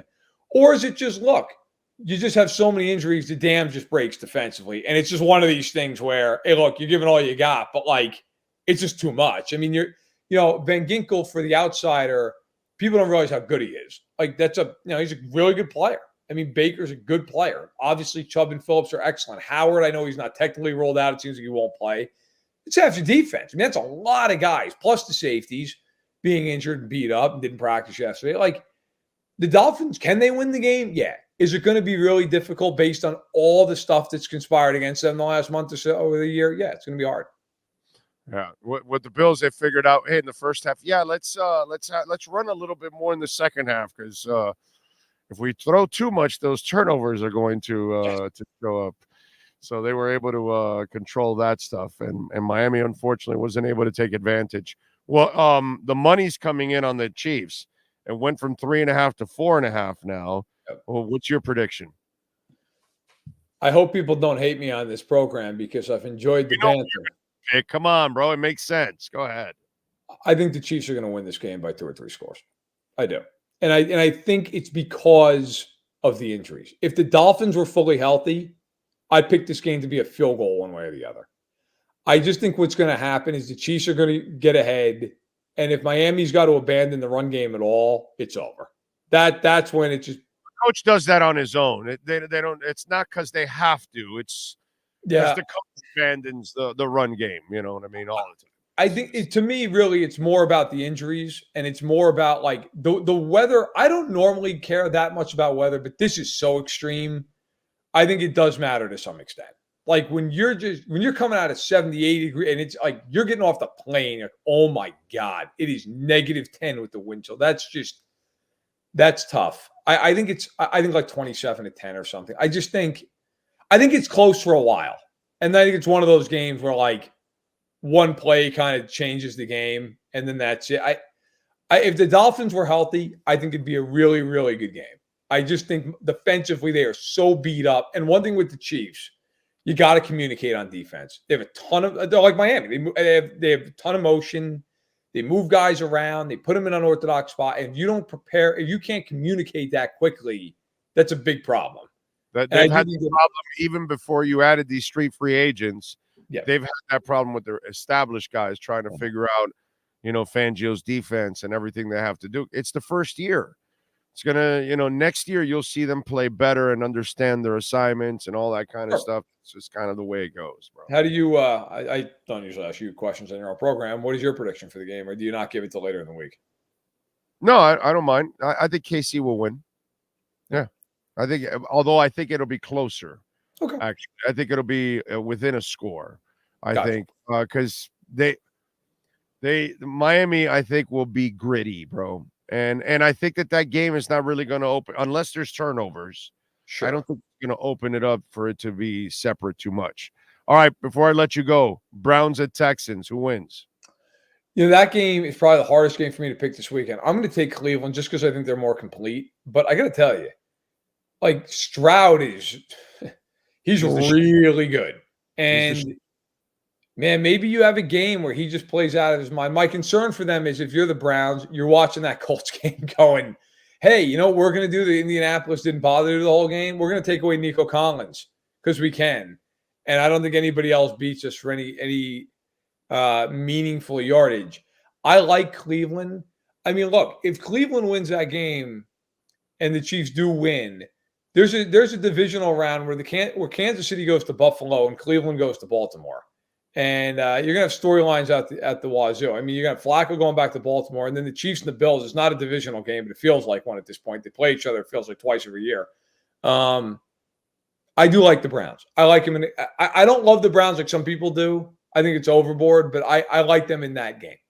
Well, Browns are dangerous. They have a line, they can run the football, and they have a defense. So if Flacco just manages the game, okay, they're dangerous, bro. They're dangerous because fundamentally they're put together the right way. That's the thing about the Browns, that they have the foundation that you normally need to succeed. Run the ball, offensive line, and defense. And Flacco's a veteran, bro. If he can make some plays and stay away from mistakes, Cleveland can win ugly all the way through, bro. All the way through. They're dangerous. They have nothing to lose. Nothing. That quarterback has nothing to lose. No, there's no question. I mean, that is one of the real underplayed storylines in the AFC this year is like Buffalo and Baltimore, the pressure on those teams to win is immense. It is immense. I mean, both of those teams. Like, if you lose this year, Buffalo's $40 million over the cap next year. Like, they're going to lose a decent amount of guys, and they're getting older. The pressure on them to win is huge. Baltimore, it goes without saying, with all the playoff failures they've had, like, it's huge for them. That's kind of one of the funny things here. Whether you want to talk about Miami, you want to talk about Kansas City, you want to talk about Cleveland, Houston, there's no pressure. Like, nobody, I mean, look, the Dolphins are so beat up. Nobody's expecting them to go on a run at this point, so there's no pressure on them. Cleveland, there's no pressure on them. They started 5 quarterbacks. Houston, they're the classic, like, happy to be here team. And, hey, look, we do what we do. And the Chiefs, they've won 2 Super Bowls in the last 4 years. Right, yeah. I mean, if they go to Buffalo and they score to go up 7-0, you know how tense it's going to be at that stadium? I mean, it's going to be unbelievable. Like, that's kind of the funny thing. If you're not Baltimore or Buffalo, you play one of those teams, it's like, hey, guys, listen, we got house money because nobody's more terrified to lose than these 2 teams are. Yeah. So it's very, very interesting. It really is. Bills, right? Yeah. I tell you what, I do think the Bills win this game going away, but I will say, it's just not the kind of game over the years with Buffalo where it's like, it's 19-17. It's a 2-minute warning one way or the other. I mean, I think the Bills should win this game like 31-6. It's also the kind of game that Allen throws 3 picks in and Jaylen Warren rushes for $140. And you're just like, oh my God, can Pittsburgh win this game? I do think Buffalo wins, though. I can't pick that the other way. Winning 10 games, Mike Tomlin is a stud, bro. It's unbelievable. Should be put in the Hall of Fame tonight. Jesus Christ. The team is awful. The team is awful. They win 10 games every year. Yeah, and you had some idiots thinking like they should let him go, or they think he's. I mean, you should let them go if he feels like it. Packers at Cowboys. I like Dallas. I think the Packers will actually surprise some people and play well in the game. Defensively, they scare the hell out of me. They're not great, but offensively, Jordan Love, like people are not talking about how good this guy is. He's played good this year, man. He's done a nice job. He's got 32 touchdown passes. Yeah. Played great. And that I think it's over the last 8 games, I think it is, because they're like 7-1, I believe. There's something like that. 7-1, 6-2. He's thrown 18 touchdowns and 1 pick. I mean, there's a world he outduels Prescott in this game. I just think Dallas is more talented, so I think they find a way. But I like it right around the number. I like it like a touchdown. Well, Packers are young too. That's very young. Very young. That's the impressive part for them in the future. Yes. Rams at Lions. I like the Rams. The Lions have not played well defensively now for a few months. That scares me. And the Rams, look, man, I mean, whether you're talking about Kupp or Puka Nacua or Kyron Williams, it's a lot of talent on that side of the ball. And the Rams defensively, they got a couple guys who can get after you. Obviously, Aaron Donald being one of them. They've got the experience. For the storyline, it could be cool if the Lions win because the Lions haven't won a playoff game and haven't hosted a playoff game forever. I like the Rams. I think the Rams will find a way. And I got to tell you, if I'm the Niners, man, the last team I want to face is the Rams. Yeah. They know them. They know them, and they're not scared of them. And the reason why you're picking the Rams like I am, you don't trust that Lions defense, bro. No, I don't. I don't at all. There's no trust with that Lions defense. Every time I watch the Lions, I look at that defense and I say, that's the reason why you guys aren't going to go far. I like their offense, actually. I think their offense has just gotten better, actually, as the years gone on because they've gotten more to Gibbs. They've gotten him more involved. So I love their offense. I don't trust their defense for shit, dude. That's my problem with the Lions. All right, Eagles at Bucks. Hell of a year for Baker Mayfield, man. This is one of those games. You could give me any score in either direction, and I'd be like, yeah, I can see that happening. Yeah. I'm going to take Philly for one reason. I think Mayfield's pretty beat up. Like, he looked really beat up in that Carolina game. If he was fully healthy, I'd pick Tampa because Philadelphia's a disaster. I mean, they can't do anything. They can't. For the longest time down the stretch, I was like, well, them and the Bills and the Chiefs are kind of put in the same bucket as like these talented teams that aren't playing up to standard. And while the Bills and Chiefs have not looked great down the stretch, the Bills have won their games. They've been competent. And the Eagles are just brutal. They can't do anything. I think their pride, they find some way to win that game, which, by the way, is probably going to be almost sound like a Philly home game. But, man, I think that's about as far as it's going. Yeah. No, I'm with you there. You're going strictly on their history, their recent history, which is in the Buccaneers' recent history. And so you got to figure, do you guys have like any pride left? Because you're not playing anything like the team we've seen the last couple of years. So you guys going to beat these guys? But you're right. The Baker thing, him being banged up, that definitely is an issue. But again, I can't give him enough credit because he played like I never thought he could play, to be quite honest.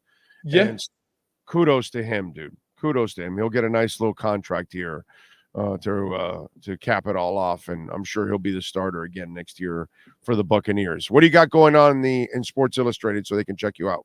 I got enough to last me a lifetime. I guess, look, all the stuff that I normally write every week, so I won't run it all down. But then also, I think it's either on tomorrow or Friday, I have a piece where I spoke to people in the league, coaches, front office, about the officiating and what has gone wrong with the officiating. What is the biggest? I basically asked them all the same questions, 2 questions.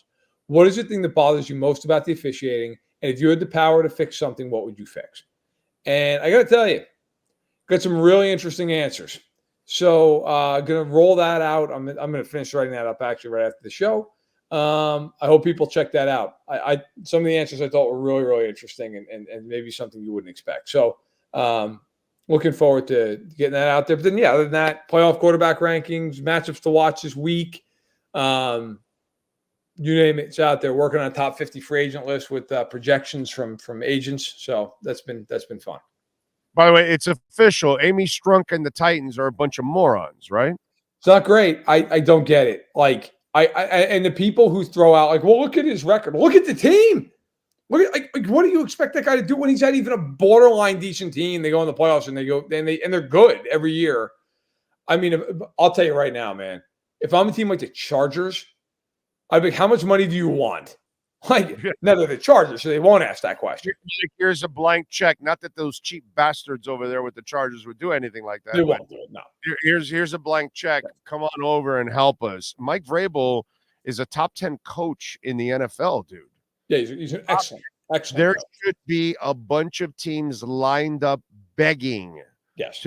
And good for him. Now he gets to go wherever the hell he wants to go and all that.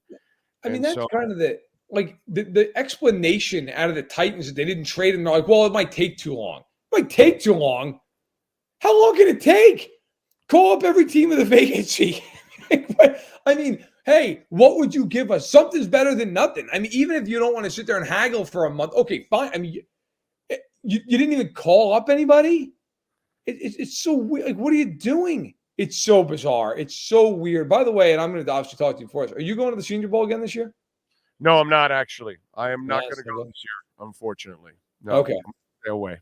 Yes. Okay. I just figured I'd ask. So yeah, I might go to the Combine. I might see you at the Combine. But I am not going to go to the Senior Bowl. No. Okay. Fair enough. Well, I'm hurt, but I understand. I'm sorry, my brother. I appreciate it. But anyway, we will catch up next week, my friend. Enjoy the playoff football. Enjoy Kansas City. Should be one hell of an atmosphere. My friend who's a big Dolphins fan got tickets, and he's going to go. And I go, it's freaking awesome for you, bro. I know maybe they don't win, but what happens by luck, they win. And, you know, a playoff game at Arrowhead is already priceless. If somehow or another they win, then you've got a memory for a lifetime there. Yeah. You know what I mean? Because that's a bucket list to go to Arrowhead, but to go to Arrowhead for a playoff game in the snow. Oh, dude, come on. Doesn't get better. No, I'm looking forward to it. I'll tell you, they don't have like media parking at Arrowhead, so you walk the distance, and it is a distance. And I in an odd, sick way, I'm kind of looking forward to the walk in 0-degree weather. Like, it just feels like that's going to lock me in mentally for a playoff game. That's going to be a lot of. Now, I'm glad as hell once I get in there, just walk right inside the building. All right, I've gotten soft. In my 20s, I would have been like, "This is great." I'll tell you here. You know, I'll leave it on this. I went to a game years ago at Arrowhead as a fan, almost 10 years ago with my girlfriend, now my wife. And she went just because we were dating. She wanted to be a good soldier. It was 6 degrees. It was a Thursday night game. And so we went out. We bought, you know, the long johns and all that stuff. And I'm standing there. At the end of the game, she was like, "All right, let's go." And I was like, I can't feel my legs. And I had to stand there for like 10 minutes and start to slowly move around so I could feel my legs again. That was a lot of fun in my head back then. I was like 27. Now I'm 35, and now I just want to sit in that press box and look out.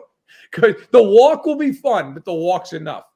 But I did not know that Kansas City doesn't have media parking. Oh, wow. They park you as far away as humanly possible. You park with the fans. Like, you park. Jared Bell and I have had discussions about this. So when we both covered the game when they played Philly this year. And it had rained all night. And so where we parked was a mud bowl. And our shoes were just caked. I remember walking in. We walked, I mean, bro, seriously, walked over a mile like to get to the stadium. Because if you've ever been to Arrowhead, the parking lot, it's one of those old style, and it's Kaufman. So it's huge. I mean, it's a parking lot that probably literally park 100,000 cars in. They park you at like the edge of the parking lot. So when let me tell you, I'm getting a good 20 to 30 minute walk. Easy. Wow. And also, you think about the walk to start the game. Think about the walk after the game. It's a haul, man. You're walking easily 20 to 30 minutes. Is it worse than going to Foxborough that has one road in and out? Is it like that shit? It's very like that. I mean, it's weird when you go to Arrowhead. Like most stadiums, there's a lot of stuff around it. There's nothing around Arrowhead Stadium. Nothing. Like if you want to go eat, like there's a Taco Bell. That's it. I mean, you're just in the middle of nowhere. Like when you leave, you drive by like residential housing on like 1-lane roads. I mean, and then you eventually empty out into the interstate. But to get to that, I was going to go Friday, but we're going to get a foot of snow here where I live. And so I'm screwed. I'm going to drive out Saturday, 6.5 hours, get to the game, go to the game, sleep, wake up, drive home Sunday morning. So it's going to be a little bit of a trip. You know, like you said, man, if you get the opportunity to go to a playoff game, you go. And SI was like, if you want to go, you got to credential your name on it. And Arrowhead, You we go. don't have a lot of these stadiums left, by the way. No, you go. You know what I'm saying? This is not one of the new stadiums. This is like actually one of the last classic stadiums that we have left, too, on top of all of that, which is really cool. You know what I mean? So, yeah, I would love to do that. I'm envious of my friend that is going to, even though I know we don't have a lot of hope or whatever. Hey, who cares? That experience at Arrowhead. Every game in the NFL playoffs is Game 7. And by the way, it's a blessing. I told them, dude, you're blessed just to be able to get the tickets to go to that thing. Yeah. Because obviously that stadium, it's not like down here where we sell our tickets easily. The KC fans hang on to their tickets a lot more than we do. But anyways, it is what it is. Follow him on Twitter at Matt Verderam. Matt, as always, thank you, my brother. We'll catch up next week. Hey, take care. Thank you, sir. There you go. The great Matt Verderam, always getting it done, man. Kind of like Welton Rayom. They know how to get it done. 954-966-4646, folks. Whether it's bankruptcy, condo damage, criminal damage, homeowner property damage, business owner claims, commercial litigation, personal injury. We've told you before. We explained it to you. Be careful, because when you have some damage and you've got to call the insurance companies now, things are different now. They're no longer paying for the lawyer's fees. They come straight out of yours. So hiring the right lawyers is more important than ever. DeSantis has put us in a huge disadvantage with this law. So make sure you hire the right lawyers. 954-966-4646. Jeff and Dan are in Hollywood. They also have an office in the Keys. So they service all of Florida. Hell, one of our listeners in Orlando hired Welton Rayom. So the consultation's free. Pick up the phone. Something happened to you. You don't even know if you have a case. Call. Ask for Jeff Welt. 954-966-4646. All right. The media parking for the Chiefs is reserved for Taylor Swift's entourage now. Apparently there is no media parking. Wow, that is crazy, dude. Damn. Yeah, that would definitely change my mind about covering a game. I said, nah, I'll stay home and watch it. I mean, as I've gotten older, I don't really clamor so much to be at the games, you know, especially when I got to do this job. I don't really get a lot of work done. It's not the same being at the stadium than you are at home. You get to see it a lot better at home. Yes, sir, Sean. No, I was going to say the Dolphins media parking's not, I mean, again, we got good weather. We got good weather, but they park you out by the training complex now. That's where you park, and then they shuttle you in. Oh, see, I haven't been to a game for that. I did not know, but see, at least they shuttle you in. No, that's what I was going to say. I mean, and plus we have good weather, so even the wall. I mean, yeah, it for me it sucks because by the time I get there, I've lost 30 pounds, so I got to go straight to the concession stand and refuel. Right. But you know, I got you. But I think more. But even if you have to walk from the facility to the stadium, you're still walking on asphalt. Yeah. So you're not really walking on a lot of mud or anything like that. You follow the track around. You do some F1 turns. It's a great thing. Yeah. They got to park you over by the little what's the little the trolley things that take you across the whole stadium, the complex for the tennis tournament. What are those? I forgot what those are. The little the gondola. Yeah, they should park there and let you guys travel over that way. That'd be awesome. That would be pretty cool, actually. Yeah, give you because I think you got to pay for it, right? So yeah, give you a ticket so you can. And I guess so you can get. Well, I don't know. It may not be open on the way back because that's true. That's true. You have to walk back. Yeah. But I guess now that's why I guess like some of our media is not going now. Huh? It makes sense. They don't want to walk 30 minutes in 0-degree weather. I mean, if you don't have to. Yeah. Like me, I don't have to do what I do. I don't have to be there. You know what I'm saying? I'm not going. I have no interest in going to a game. I'd rather watch it on television. Yeah. You know what I mean? Unless I'm going to go on a road game, then I would like that experience. I don't mind that. But to go to the stadium, I'd rather stay home. It's a lot better to stay home. It's fun to be there as a fan, but as long as I don't have to do this show, if I have to do this show, I'd rather be home, dude. It's way better to be home. Let's get to our 3 graphic sports calendar. Why don't we? All right. Last night, Panthers defeated the Blues 5-1. They gave St. Louis the Blues. Kachuk with a hat trick and an assist last night. Dude's awesome. Stolarz, backup goalie. He's been terrific this year, by the way. 29 saves. They've got the Kings on Thursday at 7 o'clock. What else do we have? Tonight, the Miami Heat are back in action. They are hosting the OKC Thunder. The Thunder are favored by 4.5 points on the road here in Miami. The over and under is 234.5. Thunder minus 192 on the money line. The Heat are plus 160. And Erik Spoelstra, congratulations to him. He gets an 8-year, $120 million deal. Best coach ever in Heat history. Well-deserved contract. Better, yes, than Pat Riley. Yes, best coach in Heat history.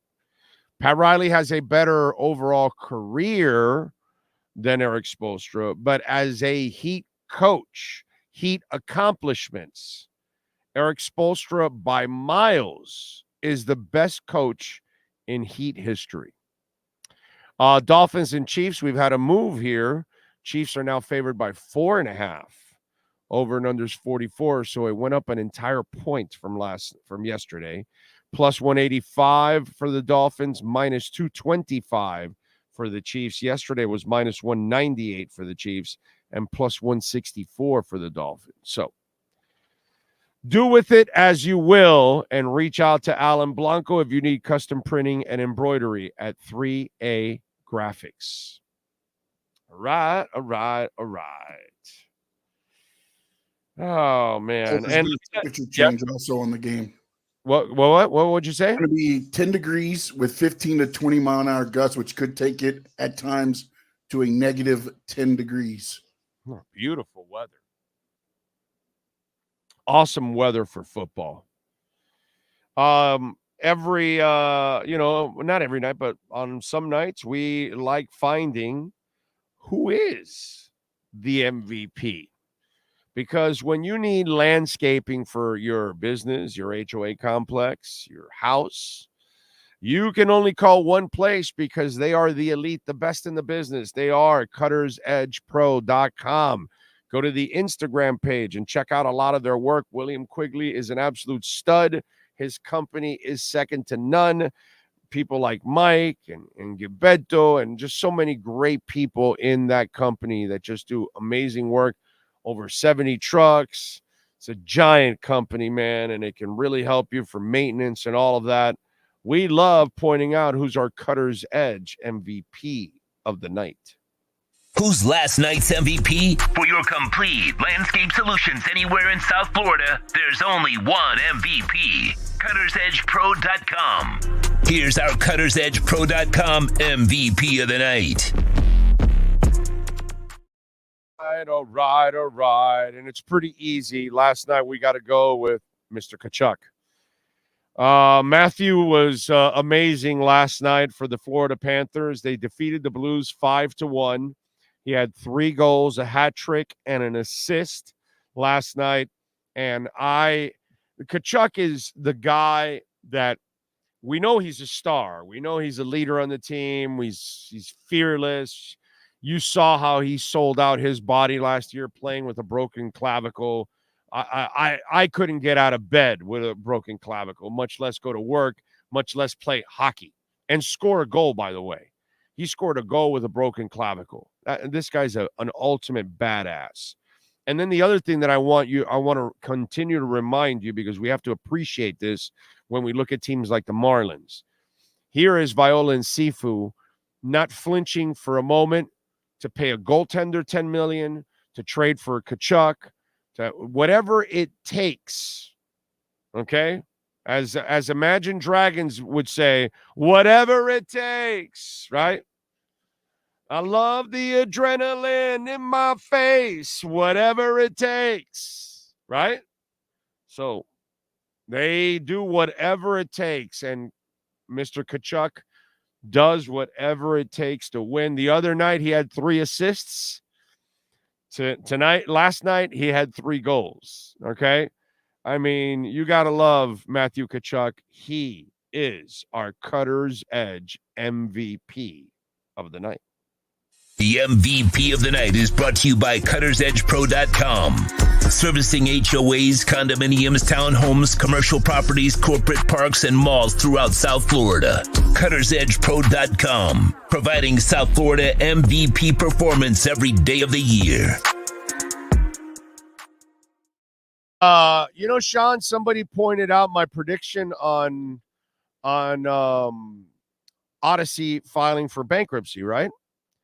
So let me ask you something, Sean, because I keep looking.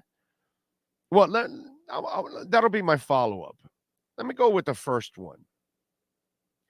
So how are things going on that show that ESPN added? Some punter that has made a big name for himself. He does a really good job. He's a trip. So how's that? How's the relationship going with ESPN? Are things smooth out there? Not so smooth. Really? Really? Why? What's going on, Sean? I don't know, but he's in sleeves now. I mean, is he taking shots at his own bosses and trashing people now? Because they're trying to sabotage his show, apparently, Norby or whatever. Is that what's going on? Yes, that is exactly what is being said. I don't know. Did somebody tell you that the Pat McAfee show was going to run into some problems there with ESPN? I don't know. Anybody say that? And by the way, I don't watch the show, but I do watch clips because I run into it on YouTube. I haven't seen AJ Hawk with a cigar. So is he still smoking a cigar? Because every cut I see, I don't see any cigars. Am I wrong here? Am I wrong? Do you see cigars, Sean, lately? Because every time I see a cut of AJ Hawk talking, I don't see a cigar anymore. No, not lately. And then also it's tough because they do put out the social media, but they also do an hour on YouTube alone. So I think that's where if you do see a cigar, it's probably during that. Because I watched on ESPN, I do not see a cigar. Every time I watch cuts, I don't watch it on ESPN. I don't watch it on YouTube, the hour. I just watch like segments that they put on ESPN, and I run into them, and then I'll watch it if I care about who they're talking to or maybe the segment he's talking about. And every time I've seen AJ Hawk, I've not seen a cigar anymore. So I'm just, for those of you, there's got to be some of you out there that like watch the show and you can actually tell me if he's doing it. So anybody out there know, because I don't see him smoking cigars. So I think I'm 3 for 3 on predictions today. We told you Odyssey would eventually file for bankruptcy because it was the inevitable. We told you that AJ Hawk, after going to ESPN, they would eliminate the cigars. And we told you that ESPN would end up effing with Pat McAfee and his show because it's the corporate world, bro. I was in it for 30 years. Thank God I'm out of it. So I don't know why he left. I get it, the money, you can't turn it down, but he was making good money. I don't know. See, the thing is, he doesn't know what I know. Now he knows what I know. So now he'll regret it and he'll want to go back. And that's where, like, Le Batard went and got his freedom, you know, and he works in a situation where he doesn't have to deal with the bullshit from ESPN. You get what I'm saying? So, or anything, CBS or NBC or ABC or whatever, any of these corporate assholes, they're all assholes. And so that's, you know, why I'm telling you. AJ comes in on the second hour usually at that time. That's not what I'm asking. No, because what I was going to say was, are you looking at the ones from ESPN or the ones from Pat McAfee show when you're doing the social? Okay. I have no idea. Whatever. I have seen a few, not as many. Because it YouTube. used to be every AJ Hawk segment had a cigar. Now it's few and far between. Now, never. I've never seen a cigar anymore the last couple of weeks. Every time I watch a Pat McAfee segment on YouTube, again, these are like what you do for our show. No, I know that, but is that coming from ESPN or from, because this is what they put 2 hours on ESPN and then the final hour. Yeah, I don't know. I don't know how to answer that because I don't know where that segment's coming from. No, but there is no cigar on ESPN at all. I can tell you that now. Well, and as predicted, yeah, as I told you that would happen. There's no way they were going to allow you to smoke a cigar, bro. And also, I think what McAfee did, and one is not knowing the corporate side of it too, but also I think it gave him more time because he just got married, just had a baby, and running the show the way they ran the show, that wasn't going to work. It wasn't going to work with the family, like with a new baby and all that and everything they did, because they had to redo the studios themselves. Right. Now you have at least the corporate behind you doing all that, to where now you just sit back and collect just a check. Right. But you got to also deal with their bullshit. No, yes. But I think that's now that we're going to pay you. You know, it's kind of like what we do with our kids. You know, when your kid gets kind of out of line at the house, you go, oh, hey, slow down. When you pay the bills, you make the rules in the house. Okay? When it's your house, then it's your rules. But meanwhile, kid, it's my rules. It's my house. I pay the mortgage. You don't. Right? Same thing. And that's kind of the way they treat you. He's learned that now. But I get it. I don't blame him because the money is so enticing. So it's going to set you up for life. So I get it. But again, I think he had more money though from FanDuel, but I just don't know how it was divided up among the group. Okay, the FanDuel deal was big for them. I would have never left FanDuel. Well, I think never in 100 years would I leave FanDuel because I know the corporate world. Yeah. If FanDuel's going to allow me to be myself, then dude, I ain't leaving FanDuel, bro. I would have stayed right there. I can do my show the way I want to do it. All that. Yeah, man. But you also have to remember his show is a lot different than ours, where they use a lot of the NFL clips, a lot of the NBA clips. So I don't know how much they were spending on those rights as well, because they had to purchase those rights. They were pulling it. They know. But what I'm saying, but if they wanted to use it, they would have to pay for the rights. Now they get it through ESPN as well. Right. So again, there's some benefits, if you want to call that. But probably a lot more.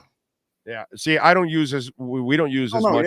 That's why we don't. I mean, but I got to tell you something. That's why everybody said, "Oh, I miss you in radio." I don't miss radio, bro. I don't give a shit. I don't want to go back to radio. I don't ever want to be part of radio or anything like that. No. You know, I have no interest in that. I like my life the way it is. You know, we got great sponsors. Hopefully we can add more. We can grow and we can continue to do our things and cover stuff and go on the road and all that kind of stuff. You know, and that's it. But I don't have to deal with any bullshit, which is just absolutely beautiful, man. Absolutely beautiful. All right, let's go over Hard Knocks. Last night, a good episode, an emotional episode. Obviously, first of all, Drew Brooks, the security, the lead security man, his story with his son, it was one of those heartbreaking, gut-wrenching type of episodes. Okay? And you started with the Drew Brooks story, obviously, and getting to know him and the things he does for the organization. And obviously he's the pullback guy for Mike McDaniel. Likeable dude. And my God, man, as a father, that's a nightmare for any parent. that you lose your child before you check out. That's unacceptable. That's not an experience any parent ever wants to go through. And that word cancer is just, God, I wish we could find a cure for it, man. I mean, it's just scary, but heartbreaking, inspirational to a certain extent also, because, these are things that some people, that would break them, And by the way, I'm sorry if I'm giving away any spoilers, but, listen, it was on yesterday. If you haven't watched it, turn off this segment for a moment, for a couple minutes here, but I got to talk about it. I'm not going to wait weeks to talk about this. Jerome Baker staying in the game with that injured wrist. Wow, dude. You're a freaking stud, bro. I mean, and Mama Baker, God, I love Mama Baker, right? Mama Baker was just, that's the kind, that's what you want, bro. That's mom. That's a real mom right there, man. Her heart, her emotions are there. She is constantly positive. She's constantly supportive. Mama Baker, I really liked a lot, I got to say. And then Baker, it was pretty cool seeing leadership qualities too from Baker. I like that. Those are moments that we don't get to see a lot from Jerome Baker.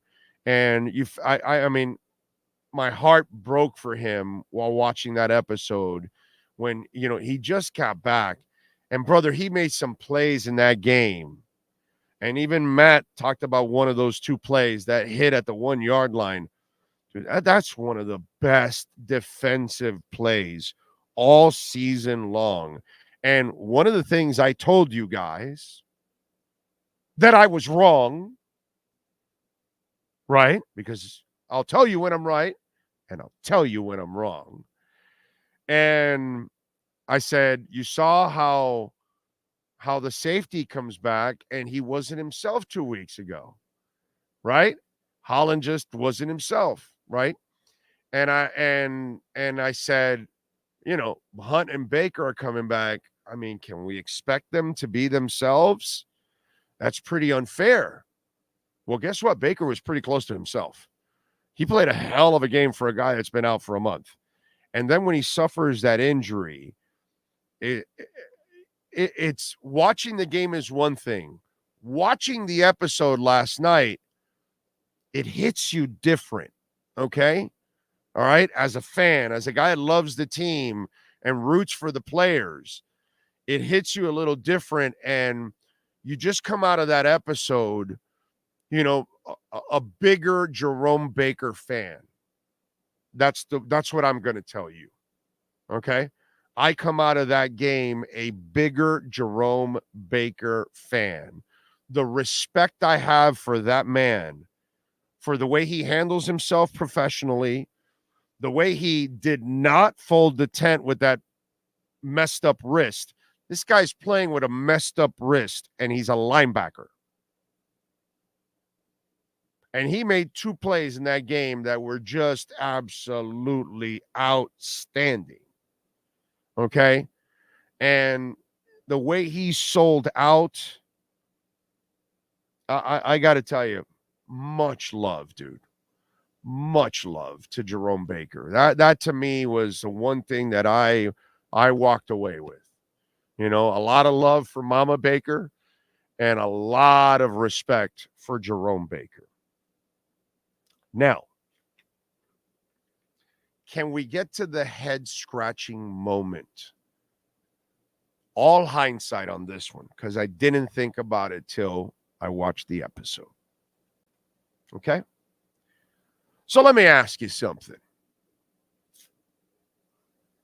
Sean, is Tyreek Hill playing healthy? No. Did you watch the episode last night? Oh, you didn't? Okay. So he starts the game, and then he ends the game, and he's pretty banged up in that game. I remember he was in a boot. throughout the week. Correct? Was he not in a boot? Out at the fire at his house, unfortunately, standing outside with his wife, boot. Correct? Meeting room, boot. Correct? Okay, so why the hell are you doing a somersault?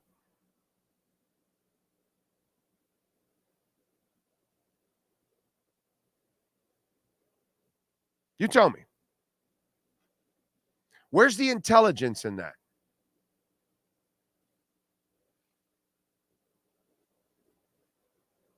I'm just saying, it's tough enough to play the game of football and stay healthy.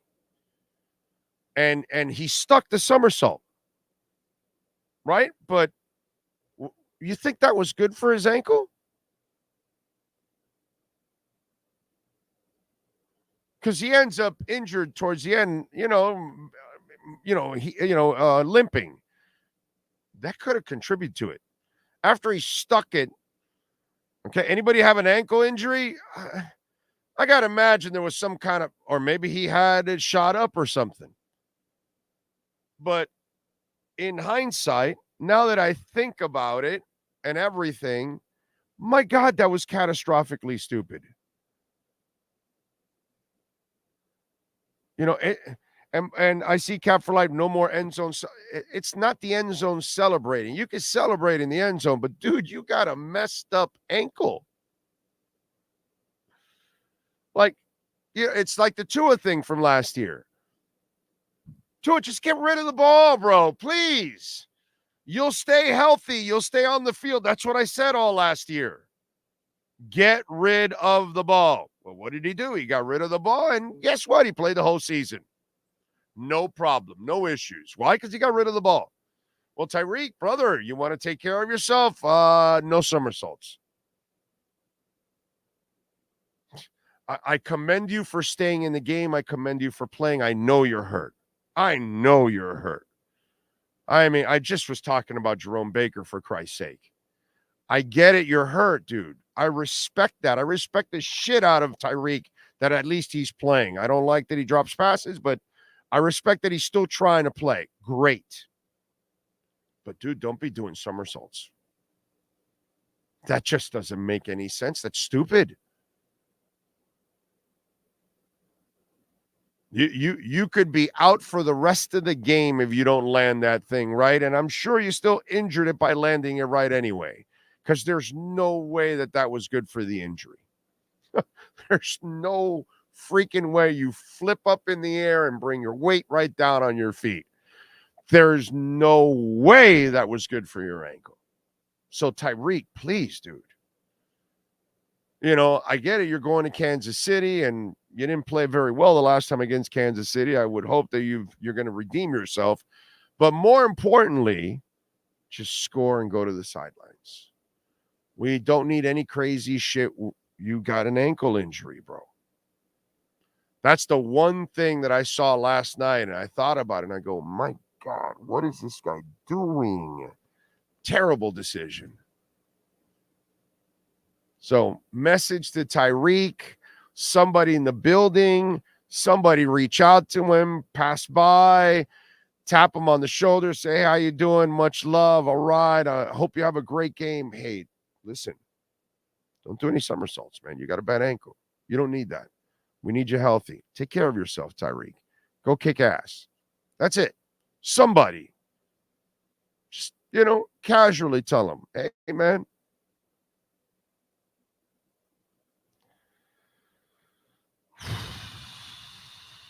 Anyway, let's see. Oh, is there anything that can be done about us being decimated with injuries every season, or is it just bad luck? I think it's bad luck, but what are you going to do, bro? The Van Ginkel thing. It's just bad luck. The two guys running into each other on special teams. That's just bad luck. Somebody rolling up on the back of Armstead's legs. That's just bad luck. Somebody rolling into Liam Eichenberg's legs. That's just bad luck.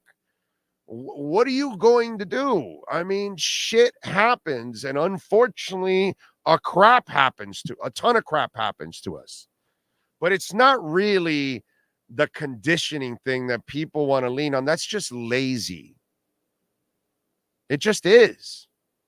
Because the injuries I told you about had nothing to do with that.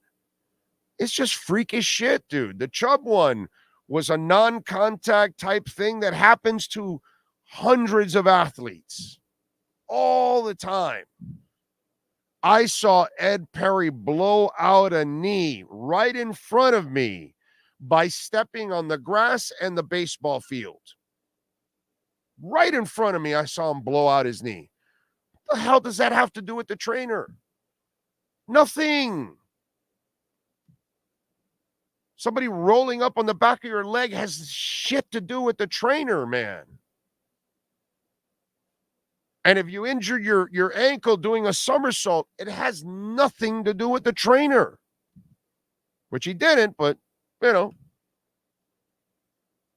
There's too much laziness out there, and we just want to point fingers, and you just don't want to live with the fact that it's just frustrating shit that happens.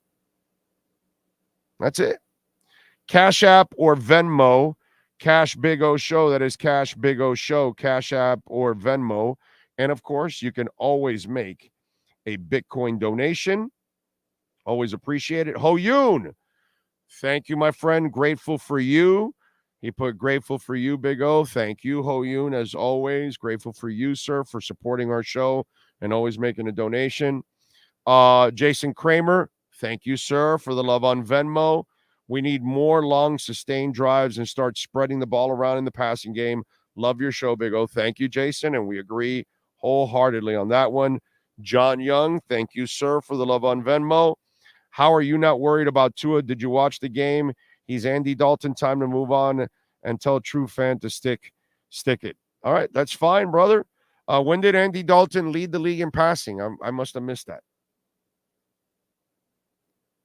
When did he lead the league in completion percentage and stuff like that?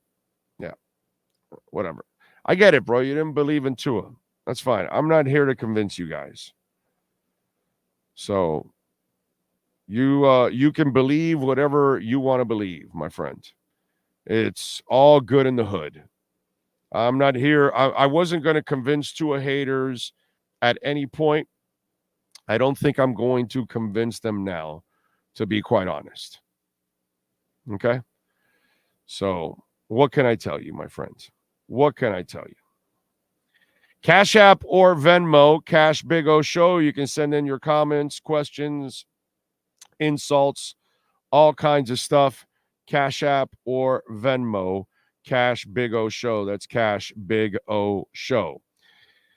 Big O, is the game being broadcast on local TV in South Florida? I think it's only on Peacock, correct? No, Barry put out something yesterday that I believe it's just Broward and Dade will get the local coverage.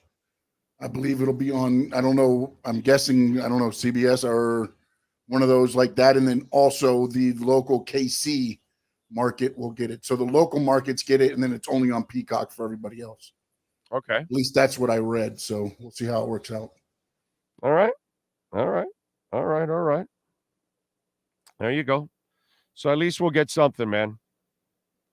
And we'll get to watch it, and hopefully they pull out some freaking miracle, you know? Let's hope so. This game will tell a lot about Mike McDaniel play calling. Let's hope so, my friend. Let's hope so. You know? It would be nice. It would be really nice. By the way, Pendle is up 22%. It's at $1.51. It was a nice call by us here. That was good. That was really good. Let's see. Dolphins need to build a hospital next to the stadium. Yeah, they did already. No playoff watch party. We are in studio, unfortunately. Hamza says, sorry, I called you Hamas. Hamza However, if you're in Palm Beach, then you won't. We will have to watch it on Peacock in that case. Or you can go to a bar. That's all. Go to a bar, dude. Plenty of bars in Palm Beach. So, let's see.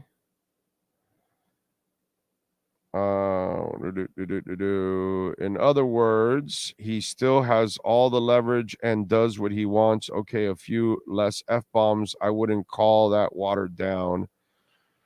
Well, if he's got somebody, he just accused somebody of sabotaging his show and like misleading about ratings and taking shots at the show and all that. What are you talking about, bro? I mean, some of you people out there, it's just like, do you watch? Do you see what's going on? The guy's literally talking about people are sabotaging his show. I mean, this was as predictable as it gets. This is not the kind of show that ESPN wants. You know what I mean? I love the show. I actually think Pat McAfee does an excellent job. You know what I mean? I didn't want him to go to ESPN because I liked the way he did the show. Be yourself, dude. You know what I mean? And you go to this corporate stuff and it's all the same, and they'll try to just make you the same as all the other BS shows that they have there. And that's the problem, that Pat doesn't want to do that kind of shtick, because that's all ESPN is. That's why they have no credibility anymore. Because you have the wrong people running it. You know what I mean? It's our business. You know, when I first started, it was still about telling it like it is. That's what I loved about Greg Reed. Greg Reed, okay, I can say some things that were like a little odd to deal with Greg Reed and all that, but the best part about Greg Reed, besides he would pay you, okay, something that I could say some other people in town don't pay, but anyway, he paid you and he defended you. So if Joe Rose or Hank Goldberg or Neil Rogers or Orlando Alzagari or Boog Shambi or Steve Goldstein or whoever said something negative about a team or a player or a front office or whatever, and most of the teams were on QAM in those days, okay? I don't even know. There may be one or two things might have not been on there or whatever, but most of the teams, I want to say 3 or 4 of the teams, or 5 because you throw in the Canes, were on with us, okay? Their ADs or GMs or whatever could call, the PD, call Duff Lindsay and call Greg Reed, and they would tell them, no, sorry, that's their opinion. They're entitled to their opinion. You may not like it, but that's their opinion. Is he saying anything insulting about, because you don't go after somebody's family or personal or anything like that. You don't do that, okay? But if they can't coach and you think they're terrible and they're buffoons, then you say it. You don't make it personal. You talk about them. And hey, man, if he thinks you're a terrible coach, what can I say? That doesn't happen anymore. The Greg Reeds and the Duff Lindsays, and obviously Duff got the lead from Greg, because your PD is only going to defend you if the general manager says F you to everybody out there. And that's one of the things I loved about Greg Reed. Why? Because he was a fan also, and he would see what was going on. So if Joe was ripping or Hank was ripping or I was ripping, he knew that we were ripping them for a reason. And he probably agreed with a lot of the things that we were saying. So when the teams would try to control that or, change that narrative, they would say no. Now, the people that they have in place now, complete wussies. Complete wussies. And they will not allow it. And that's why you'll have very... you won't have a lot of hosts on radio anymore with strong opinions anymore. They're afraid to give strong opinions. Okay. Either, what's left of some of the people that are on, some never gave strong opinions, and then others that may have it now will have to restrain because of where they're at. So I have a jailbreak or jailbroken fire stick, local stations included. So hell yeah. Cosa Nostra, that's the way to go. A lot of people have that. There's always a Hooters to watch the game. That's right. You can always see Hooters at a game. I mean, watch a game at Hooters. I'm sorry. Let's see. Giovanni says the Finns do train in Baptist Health Building, so technically a hospital ward already. Yeah, that's why they built it, since they have no luck. They were close by, I just kind of laugh when, the lazy thing. Oh, well, change the trainer. Yeah, bro, it has nothing to do with the trainer. It's just terrible luck. Look at the incidents. It has nothing to do with the trainer at all. What does that wrist injury for Baker have to do with the trainer?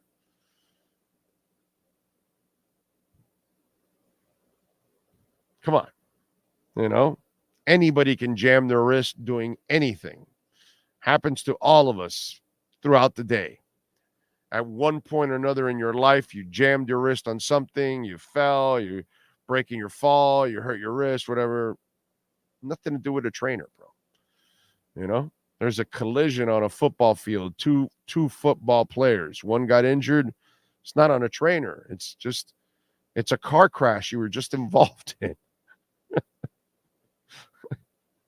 It's a 250-pound man and a 240-pound man, and they're going like that. I mean, there's a chance that something's going to happen.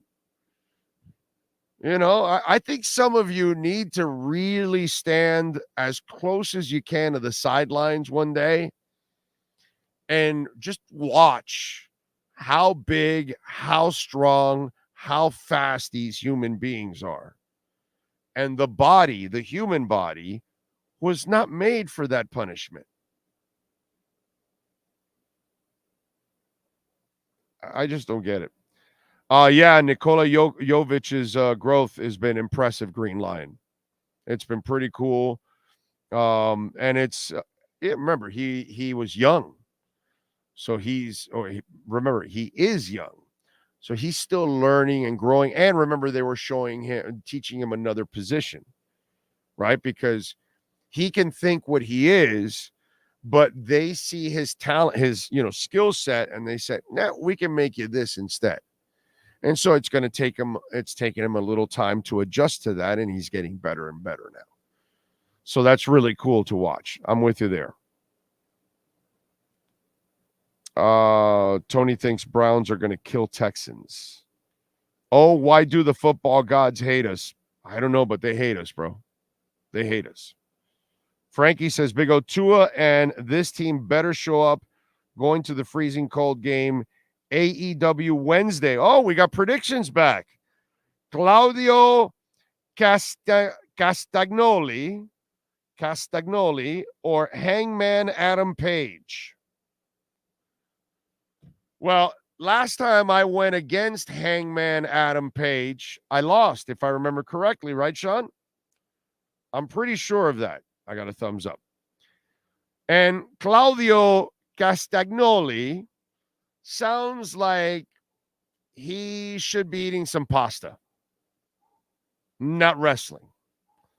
And so I am going to go with Adam Page. And I think the Hangman is going to put a noose around Claudio and end his ass there. So I'm going to go with Hangman Adam Page to turn the page on Claudio Castagnoli. What do you think, Sean?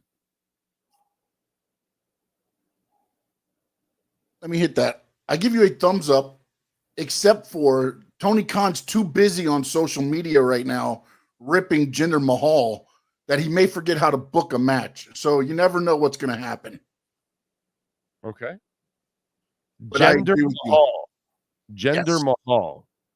Yes, he came back as a just to get Woman? basically. No, he came back. He's a former champion. They said former champion returns to Raw, and they bring him out. But it was really just to bring The Rock out. But they surprised. They brought in Jinder Mahal, and that is what. And now he's getting a title shot. So now Tony Khan's stuck on that because as an owner of a company, it's always good to put the spotlight on your opponent and your competition, and talk about them when you have all your listeners just listening to you talk about the other show. I got you. Impressive, TK. Pretty impressive, buddy. Okay. And that, by the way, is Mr. AEW's favorite guy. Frankie Fresco has a mural of Tony Khan at his home. All right. I mean, once you were mentioning gender, I thought it was, okay, coming back as a woman. And then we've got, the conservatives getting all crazy. And then, so I thought it was just going to, be something like that. Okay. All right.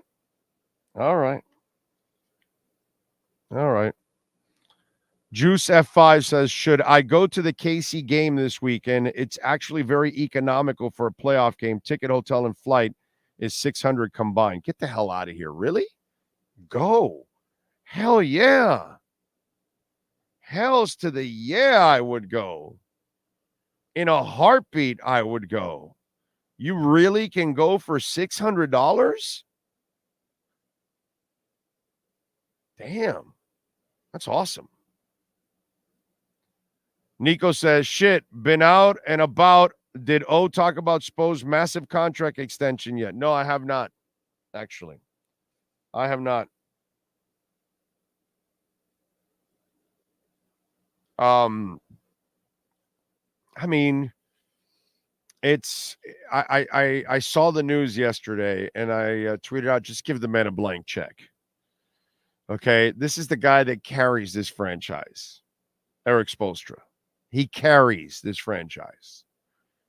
Okay, I mean, I just marvel at what this guy does every year with so many different players. It's been a godsend. Greatest Heat coach in history.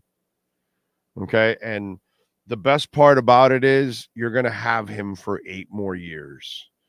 I don't care about the money. The money's not even enough. Okay? The money's not enough. He's worth more than $120 million that they're going to pay him for the 8 years.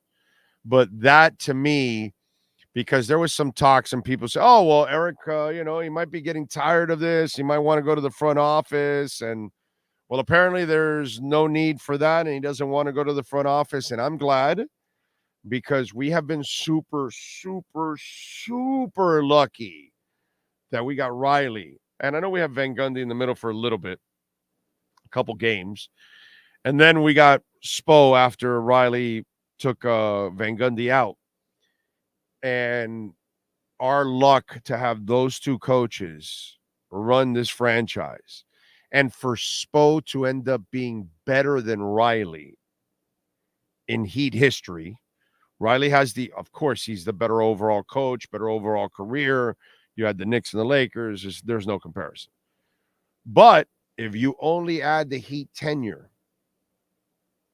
the greatest Heat coach is Erik Spoelstra, and it's not even close anymore. There's no argument for Riley next to Spo in Heat history. None. Nada. Spo has done way more than Riley with way more different teams. And he's done shit that's way more impressive than Riley. And getting to Eastern Conference Finals and Finals with lesser teams than Riley ever got to with. Okay, let's just call shit like we see it. All right? This guy's the best coach in Heat history. And I am terrified for the next coaching change for the Miami Heat. Why? How much luckier can you get? How in the hell do you get back-to-back Hall of Fame coaches? How do you get back-to-back all-time great coaches in the history of the NBA? Because that's what Spo is now entering in that realm with Riley and all those other guys as one of the greatest coaches in NBA history. What are the chances that the next guy in line is anywhere near these two guys in Riley and Spo? Slim to none. It's hard to say you got yourself. Can you guys think of a franchise that had 3 Hall of Fame coaches in a row? You might be able to come up with a couple other ones that had 2. Can you come up with one in any sport that hired 3 Hall of Fame coaches in a row? Think about that one. That's crazy. That's unheard of. And so I don't know if that's ever going to happen again. I mean, we got lucky with Greasy and Marino, and hell, we had Woodstock in the middle that still got to a Super Bowl.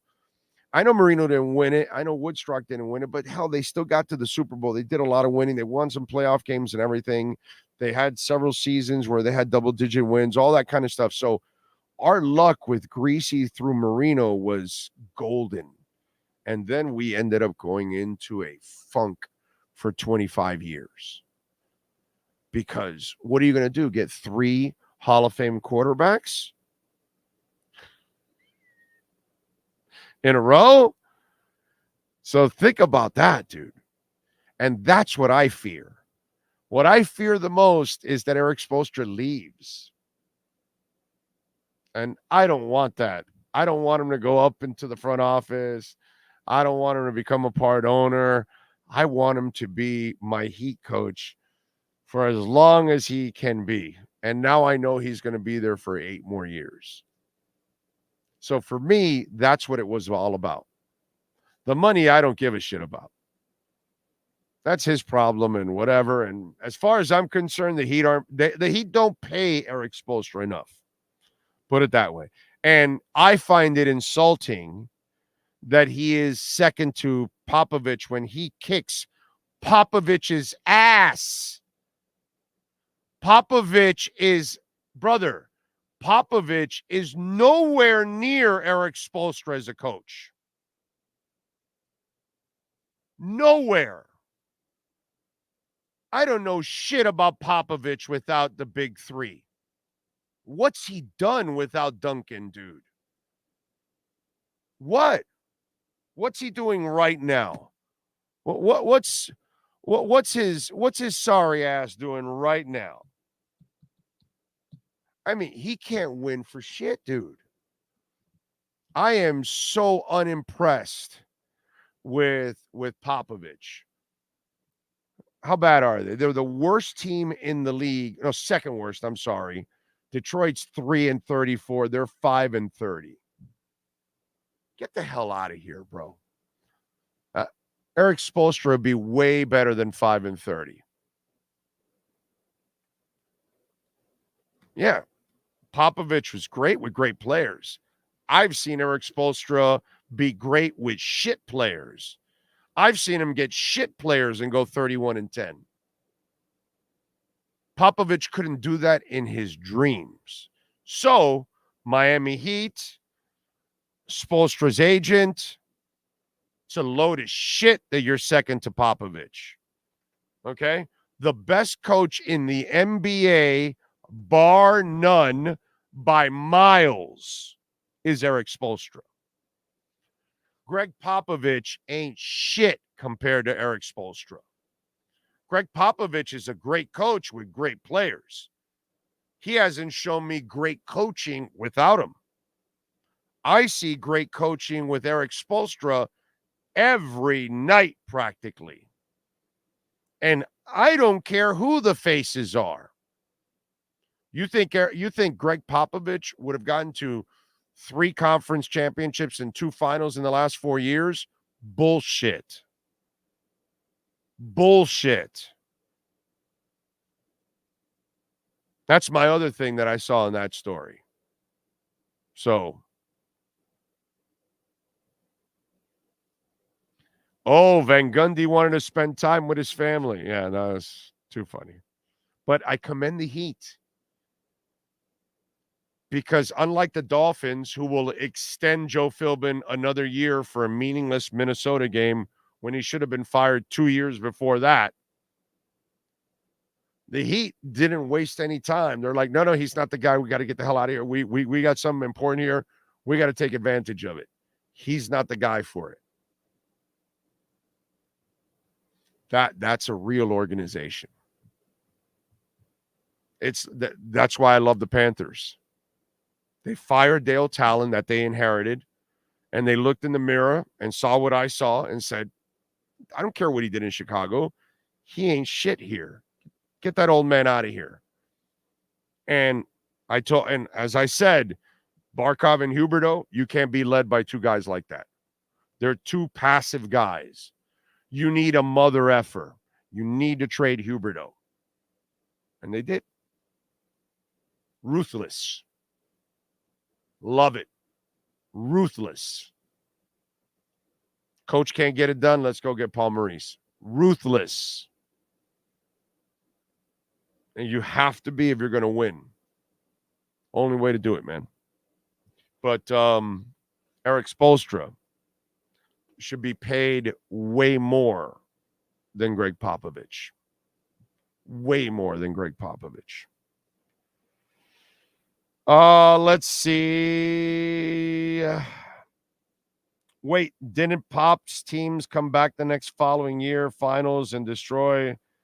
I said without the great players, he's done nothing.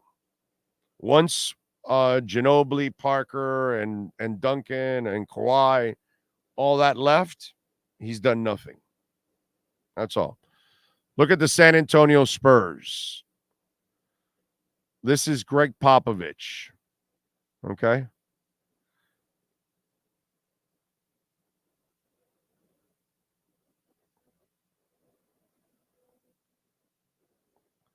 Last season, Greg Popovich was 22-60. Season before that, 34-48. As the talent runs dry, so does his skill set as a coach.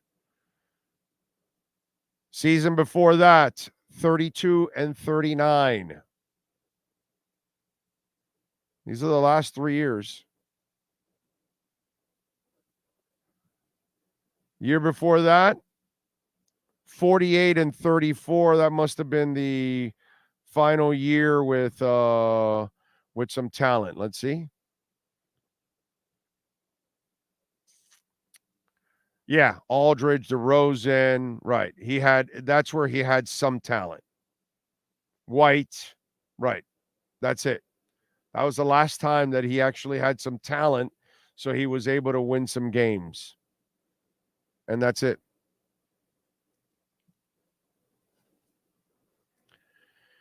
I can't see that this guy doesn't even come close to Erik Spoelstra. Not even close. You think he can go 31-10 with Whiteside and Johnson and those kind of guys? Go for 41. He won 41 games. 41 games. Think about that. 41 games. He won 48 with LaMarcus Aldridge and those guys.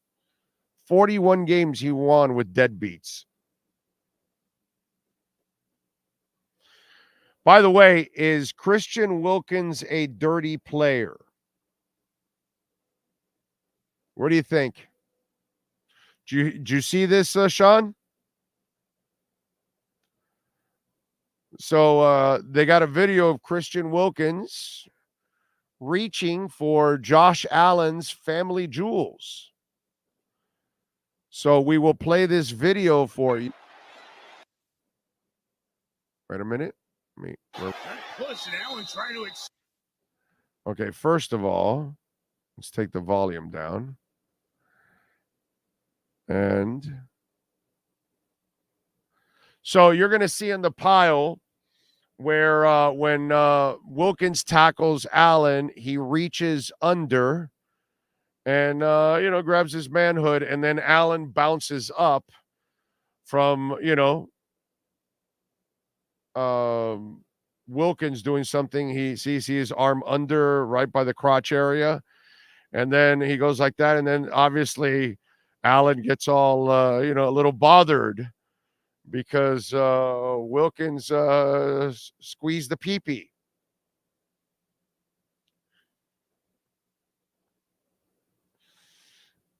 I mean, Allen did pick up a penalty for pushing him, so Wilkins kind of did draw the penalty in a way, but I don't know, man.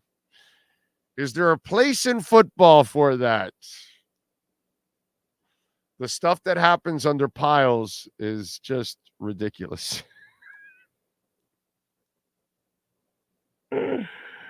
Oh, man.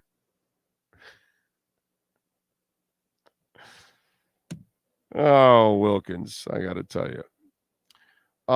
Tombstone, hypothetical. Oh, well, that's already killed already. What do you think of Jaime Jaquez? Is it worth keeping or a good chip for a trade? I'm keeping him, dude. I think he can turn into a star. So I'm keeping him. What is there out there to trade now? What's the name that you need to trade a bunch of people to put you over the top? Which one is it? I'm just wondering for those of you out there, because I don't see it. I don't know of a player that's available that for sure will put you over the top. Okay? Because I'm wondering, what is it about that right now? Because I'd rather stay status quo. I'm the guy that would rather stay status quo, keep the young guys. You got another first-round pick. Dude, you're starting to hit on your first-round picks. Load up the team that way, right? And let the Jimmy contract expire. Get the hell out of that contract. Hopefully you'll get out of the Lowry contract. You either trade him by the deadline or it expires. Let's become fluid again. Let's get out of these contracts that are albatrosses and start to turn the corner. That's what I'd like to do, actually, overall. But who is it? See, Troy, I knew that's the name. I don't believe Donovan Mitchell can get you over the top. Nah. I wouldn't trade a bunch of people for Donovan Mitchell. Nah. You need a shooter, scorer. He's not that. He's a guy that needs to try. He has to go to the hoop to score. Now, I think Donovan, what was Donovan Mitchell's three-point shooting? Because I don't think it's that good. Let me see. I might be wrong. Let's see. Let's see. Here we go. Here are your stats. Where are you? Here we go. 3-point percentage. Boom, boom, boom. 35%. All right. But not anything, he did 38 last year, but 35, 38, 36, 36, 34. He's all right. But it's not like I just don't look at Donovan Mitchell as that guy. I don't know why. I don't know what it is about him, but he just doesn't convince me. So I'm not sure I would trade for Donovan Mitchell and give up the house for Donovan Mitchell. So I don't know. I would rather. I think Jovic can develop into Donovan Mitchell and better. Either he's as good as Donovan Mitchell or better. That's what I really think. Because I see more dog in him than that's what I don't see in Mitchell. I don't see a dog. So I don't know. Mitchell just does not convince me. I wouldn't trade Jovic now. I wouldn't trade Jaquez. I'm not trading my young guys, dude.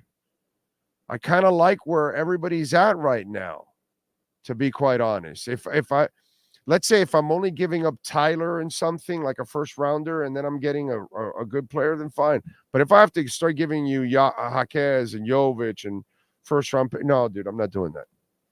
Not doing that. Just not doing that. No, I'm going to keep the young guys. That's what I'm going to do. You know what I mean? Tyler is a nice player and he can score, but he's fragile and he gets injured way too much. So I can give up on Tyler, but I'm not giving up on Jaquez. I'm not. And I'm not giving up on Jovic either now. I'd rather keep all my young guys. And Bam is perfect for what he plays. And if he continues in this trajectory, then he's looking to be what I want him to be, because he's developing that aggressive offensive nature that I need him to develop. I just need him to get a little closer to the basket because he's not efficient as he gets farther and farther away from the hoop. So he needs to become more efficient with his offense. And I thought the other night, actually, there was a lot of his offense when he shot 9 of 12 was closer to the basket, which allowed him to shoot at a higher percentage. When he goes out farther, then the percentages drop. And it's too many shots to get points. And that's not when he's efficient. Anyway, Big O, did you watch the game back in the 80s when Jim Crash Jensen? Yes, of course. Yes, definitely. She was a Hooters cheerleader. Jim Crash Jensen's wife, if I remember correctly. Even with the coach before, Tua would always go to Waddle. Now he does Hill, Waddle, throws into traffic. Now that's not true, Gus. Even before Waddle, actually go look at it, he spread the ball around 6, 7 receivers at times. Yeah, he spread the ball around. Waddle was the guy because he was the possession guy, but he did spread the ball around. Don't be unfair on there. He's not spreading it around now nearly enough. They tried this week a little bit, but they just did not completely go for it all. Got to run more and got to spread the ball around. That's what you got to do. And Kryptonite, which was down 12% and down to like 9.9 cents, 10.1, is now at 10.5 cents, and it's only down 15%, so it's going the other way. Pendle is up 24% at $1.54. Telling you, dude. What a call with Pendle. Yeah, baby. I like it. ETFs, we're waiting. Where is Bitcoin right now? Is it 45, 46? Almost. I told you it was at 45, then it was at 45,251, 45,977. It's about to hit 46. So climbing back, like always. We'll be at 50. By Friday, we're at 50. Antonio Ingram. Thank you for the love in the super chat, sir. Big O, if a young Marino was on this team with this offense and running game, I can see him winning multiple Super Bowls. Not if they're broken down. But yes, you are correct. If they're healthy, yes. Like they are now, it's going to be hard on Marino too. Be hard on anybody right now. Ty the Kid, thank you for the love on the super chat, sir. We can win this game if we rush 26, 30 times. I have no problem with that. No problem. Big O, any opinions on injective crypto coin? Hey, Max, you just got in? You just got here? You're new to this show, Max? Appreciate you, brother. Welcome aboard. I gave injective protocol August of 22nd when it was $1.71, my brother. I gave it here on this show between $1.43 and $1.71. Go to my Twitter page, put Big O Show and injective, and the tweet will come out. August of 22nd. I gave injective protocol, and our listeners, those of us that got in it like Sneak Attack, enjoyed 2,200% up. So injective protocol, you're almost a year and a half behind us, my brother. I love injective protocol. I don't love it now. I love my bag. I have it under $2. I have it under $1.71, my brother. So, you got to get on board with us. Okay? You're new to the show. But Injective is a old coin on this show. It's all new for the newbies in crypto, and they're getting on way before we did, way after us. And that's what happens here on the show. We tell you about Neutron, and now you're way up. And that's kind of what we do on the show here. We tell you about crypto before it happens, and that way it grows. We told everybody about Alethea Intelligence Token last year when it was at 0.8 cents, and it went to 9 cents. So we all took our profits, and it came down on the bear market. And now we've loaded up again between the 1.5 cent range and 2.5 cent range. And by the way, it's just over 2 cents. Not a financial advisor, but take advantage. And we just gave you kryptonite this morning. Okay? Sailor, Seilor. It's at the 10 and 11 cent range. It is just like we gave you Neutron. And we gave it to you when it was in the 96, 97, 98 range. And it's been stuck at $1.40, $1.50 already. So you're up 50% with that one. So, Max, you are new, very new to this platform just by that. So, welcome aboard and climb aboard. We'll be talking crypto all throughout and giving you hopefully good tips like we have in the past on many things, including Bitcoin at 16,500. And 17, when it was there, we were telling you, load up, load up, load up. And if you listen to me early on in Bitcoin, we gave you Avalanche. We told you to load up when it was in the $8 to $10 range max. And now look where Avalanche is. So, Max, we have helped people out making a lot of money in crypto. So welcome aboard, my friend. Welcome aboard. Oh, are there any long johns that can keep our guys relatively warm in 0 degrees? Yeah, they've got the heated ones now, so that'll help. So there you go. Big O, when you find new crypto you like, what do you look for? What factors?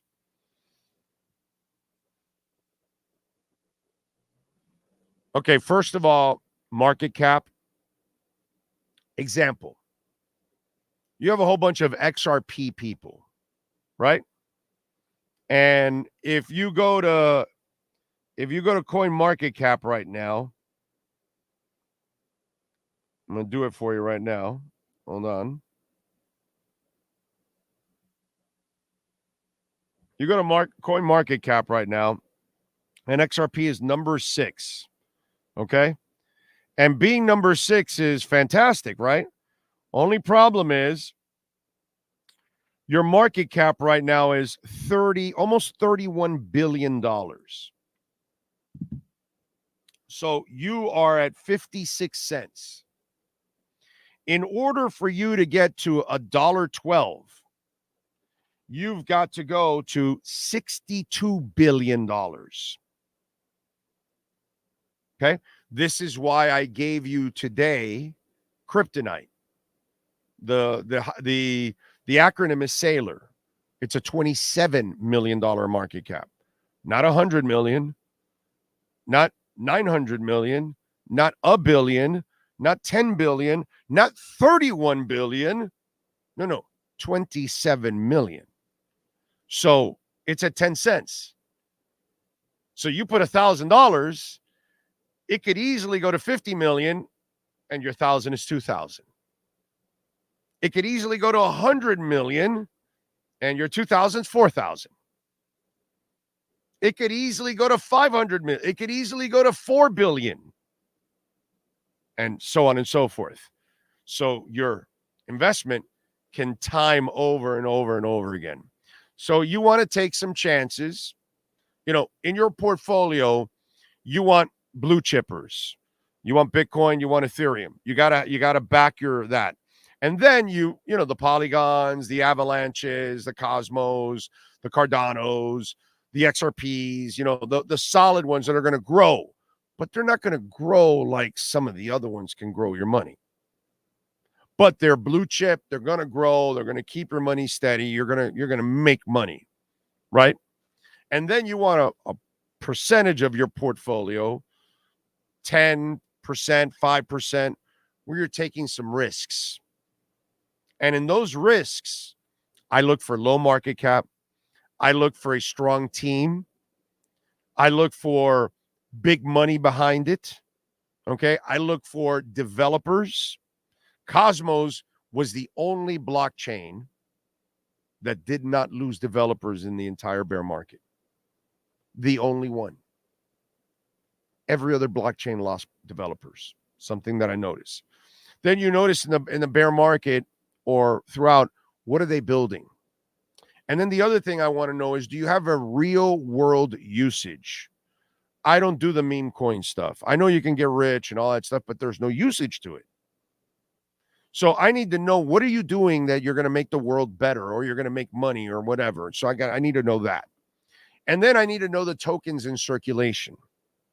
Because if you have 5 million tokens in circulation, but there's another 75 locked up, 75 million, then that means you can flood the market and just crash the price. So are most of your tokens already in circulation? How much are there? What's the percentage? Is it 98% of it, 90, 70, 60, 50? What? That determines on what kind of risks you're also taking too. Okay. Does it have a burning mechanism? And what I mean by that is Polygon, Ethereum,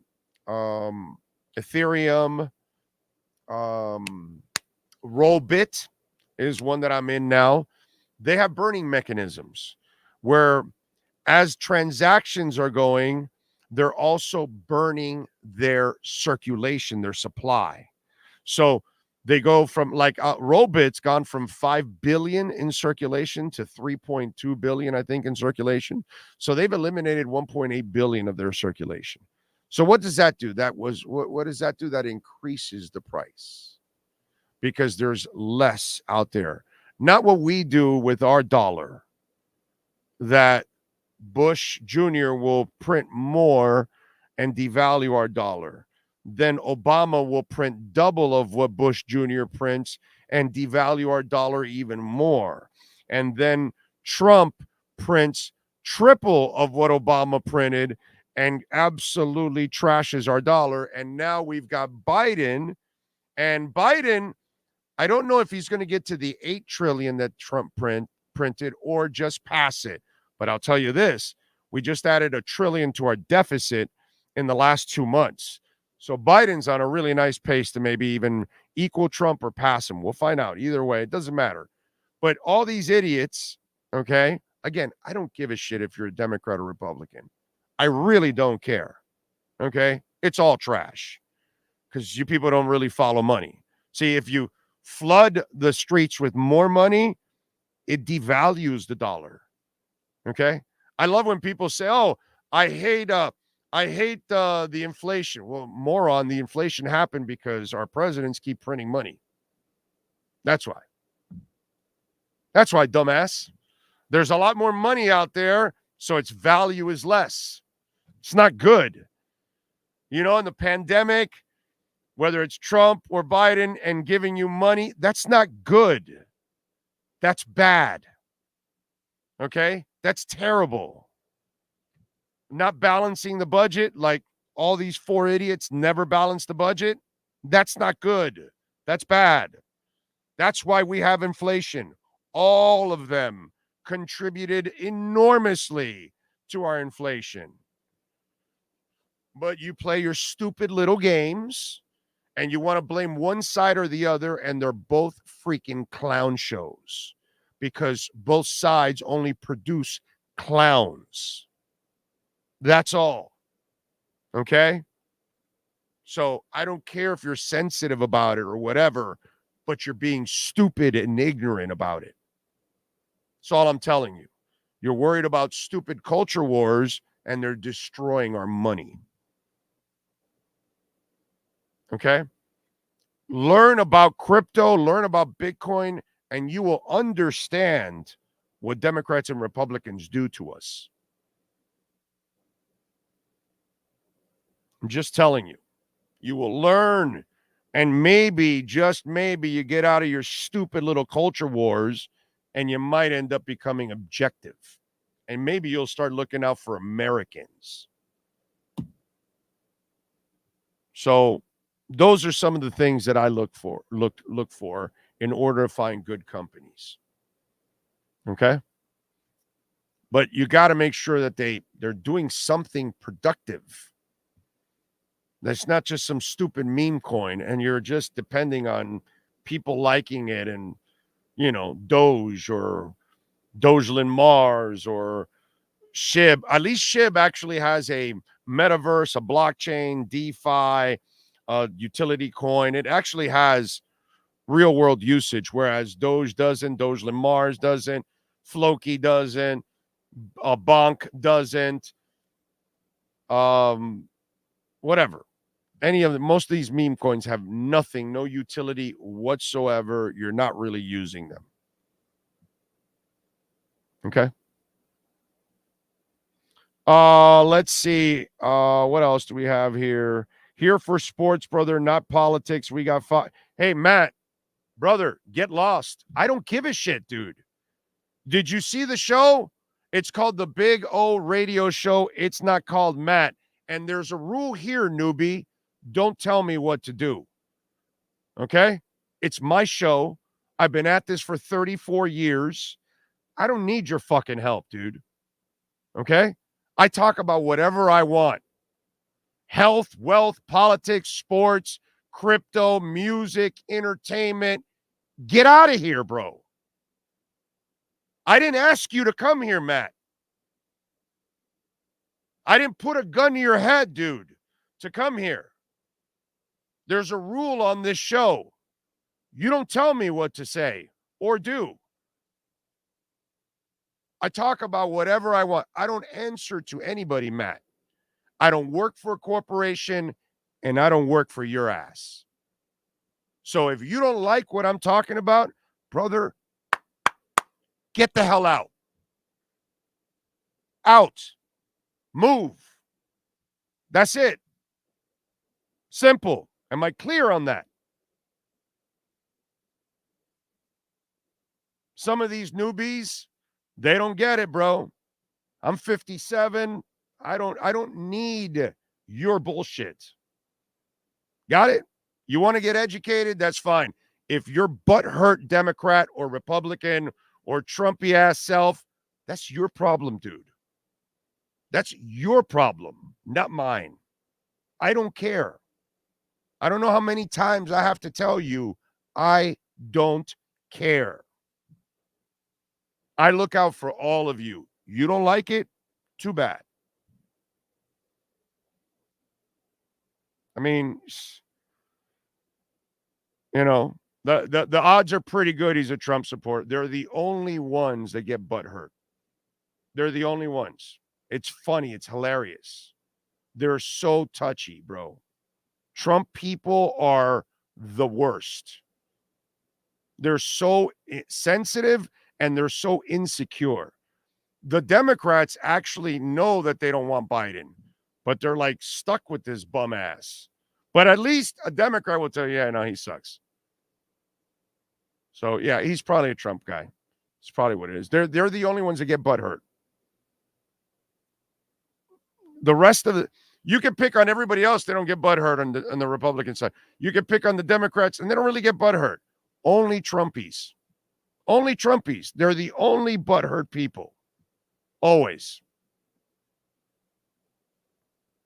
So, anyway. Yeah, Matt fell into one of the great blunders. The first is which never engage in land war in Asia. The second, yeah, don't piss me off. It's the second one.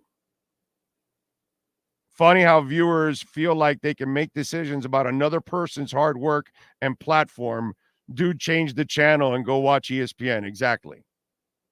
I mean, give me a break, dude. So, no, they get butthurt, Harold. I know you're butthurt now, Harold, because obviously you're on the other side. But I've seen them. They don't flip out about Biden. They kind of know that, he ain't cutting it. They're a little bit more realistic about their guy, unlike Trumpies about their guy. Those people are in complete denial. At least I see the Democrats, they're kind of like, we're stuck with this old geezer. Jesus. So, it's obvious, bro. I mean, look at the landscape. There's only one group that gets all crazy and butthurt. That's all. And they're all bums. Trump, Biden, Obama, Bush Jr., all the ones that you want Gavin Newsom or Vivek, whatever. Hell, I even liked Vivek a little bit at the beginning because he was talking about money. And then when he got all the other stuff, he was just another moron. He does get money. That's the problem. None of the people we're voting for actually understand money because they don't care. They don't care about us. So, Big O, hear me out. I'm butthurt after that Bills game, just saying. We all are, bro. Oh, nailed it about Dems and Biden. Wish I had a good choice. Yeah, no, a lot of Dems are saying that. It's a rig what the Dems are doing. It's disgusting. They will not bring anybody to challenge the old man at all. It's embarrassing. It's embarrassing. Just is. So, Lizzie Warren for president.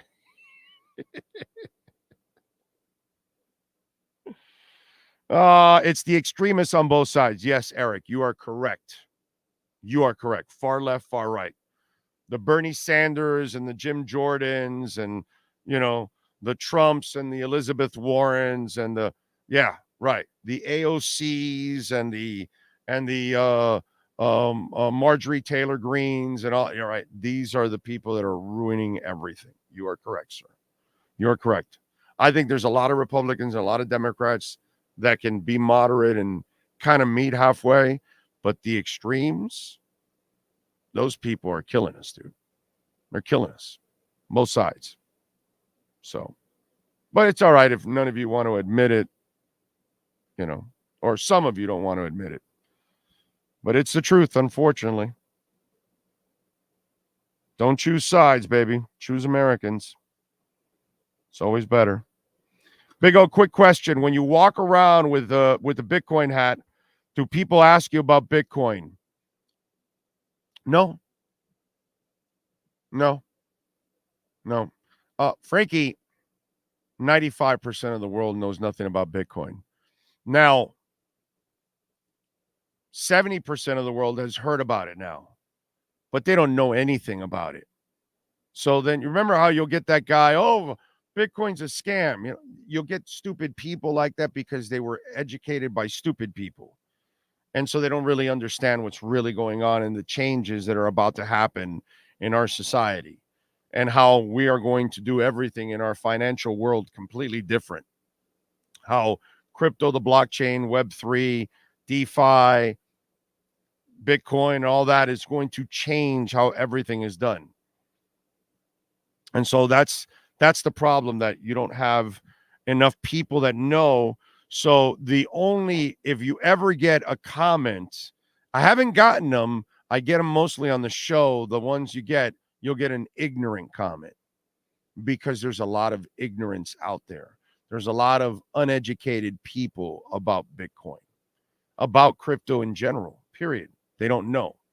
So, and they're so intimidated that they just go by some lazy report or something that somebody in the government, like Elizabeth Warren, misleads you all the time. She's constantly lying to you. Okay? Doesn't matter if it's Trump or Warren. They're all liars. Consistent liars. And nobody lies like Trump and Elizabeth Warren. Okay? Those are probably the two biggest liars I've seen. And Elizabeth Warren is doing everything to screw Americans. because she survives by the banking system. That woman's worth $67 million, and she only makes $200,000, something a year. How did she get $67 million? You know, so it's whatever, man. They're all the same. Just one looks like an elephant and the other one looks like a donkey. Nothing different, you know. That's all. Just don't fall for it. Don't fall for it. It's all bullshit. They're all bad, and they're all out to screw all of us. Big O, do you think the Dolphins are still going to the Super Bowl? Yes, Ricky. I still think they're going to the Super Bowl, sir. Yes. In fact, they're going to the Super Bowl this year, next year, and the next 8 years after that. So plan on winning 10 Super Bowls. If you rep an R or a D, most likely you are the problem. Yes, you are correct. Because you're sitting there thinking that your side has it right. Oh, man. Also, FYI, Sailor to the Moon just bought some. Look at Frankie. Frankie, is this your first dive into crypto? I didn't know you even did any crypto. Has he ever talked to you about crypto there, Sean? I didn't know Frankie did crypto. Did not know that. Look at you.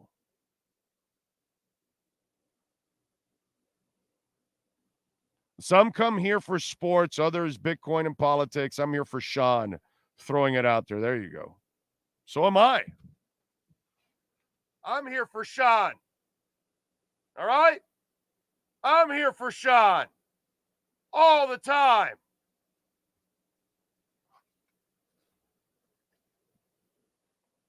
Look, there you go. Sean is here for Sean.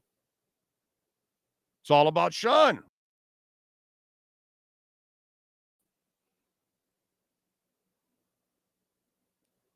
Big O, most people still don't understand personal finances. Oh, they have no idea.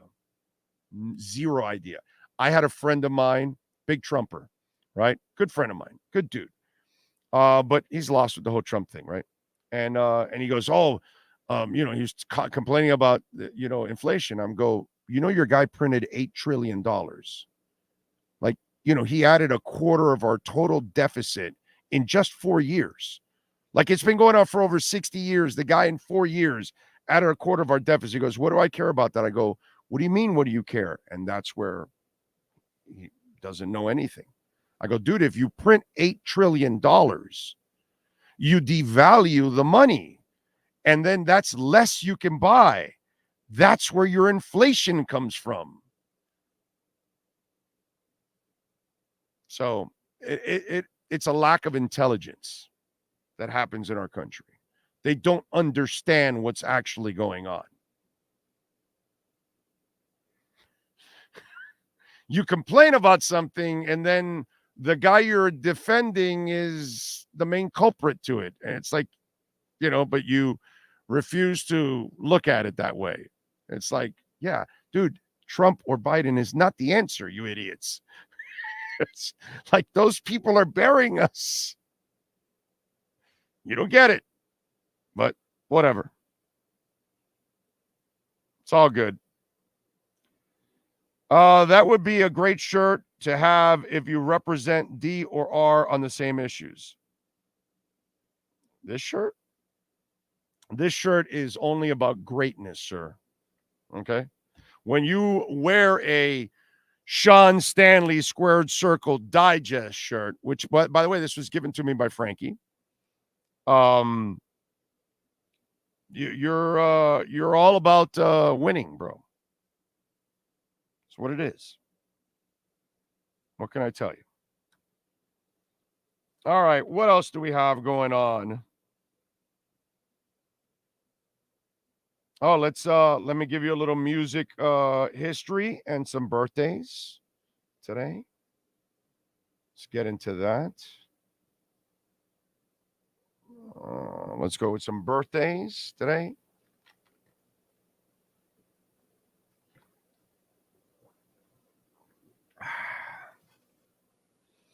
All right, let's go.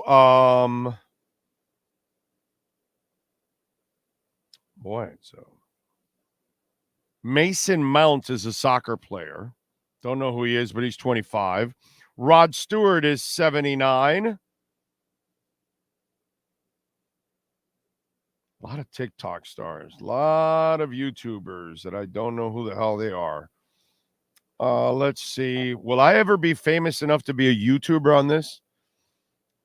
George Foreman is 75.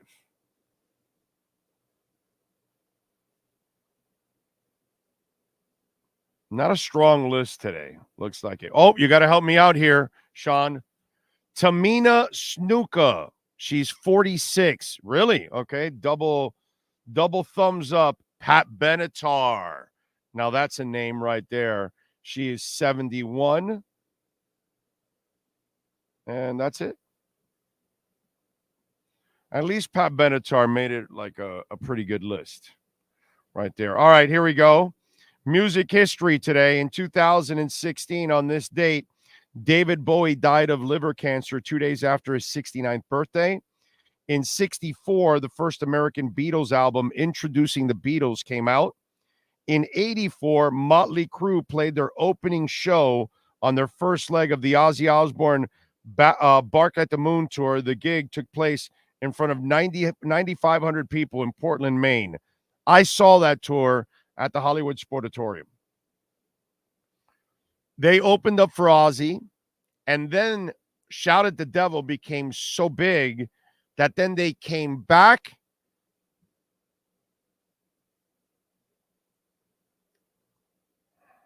Quiet Riot. Was it Quiet Riot? I think it was Quiet Riot that opened up when Motley Crue came back. I have to look at it now. I have to go back and look at it. I don't know. Maybe, anybody out there, were you at that concert? Was it Quiet Riot when Motley Crue then toured on their own right after that? Because they didn't stay on that tour very long. They eventually became so big that they could headline their own show. I want to say it was Quiet Riot that opened up.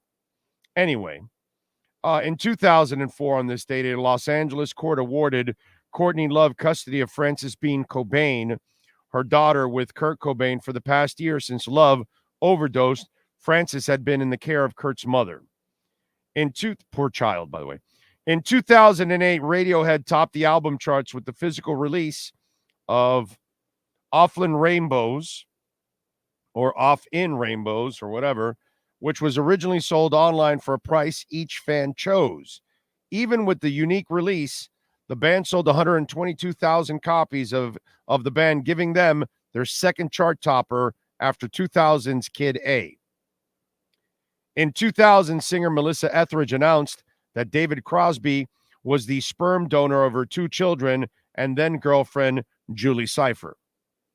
In 2018, British guitarist Eddie Clarke, who was a member of the heavy metal band Fastway and Motorhead, died in a hospital where he was being treated for pneumonia.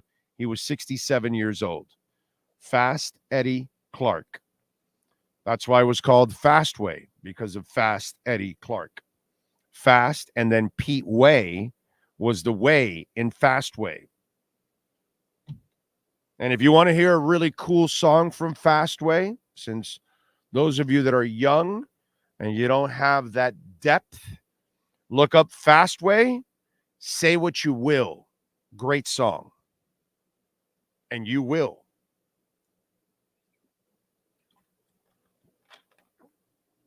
Michelle Obama wants to run for president. Her husband couldn't balance a budget and killed her cap. It's all good, Michelle.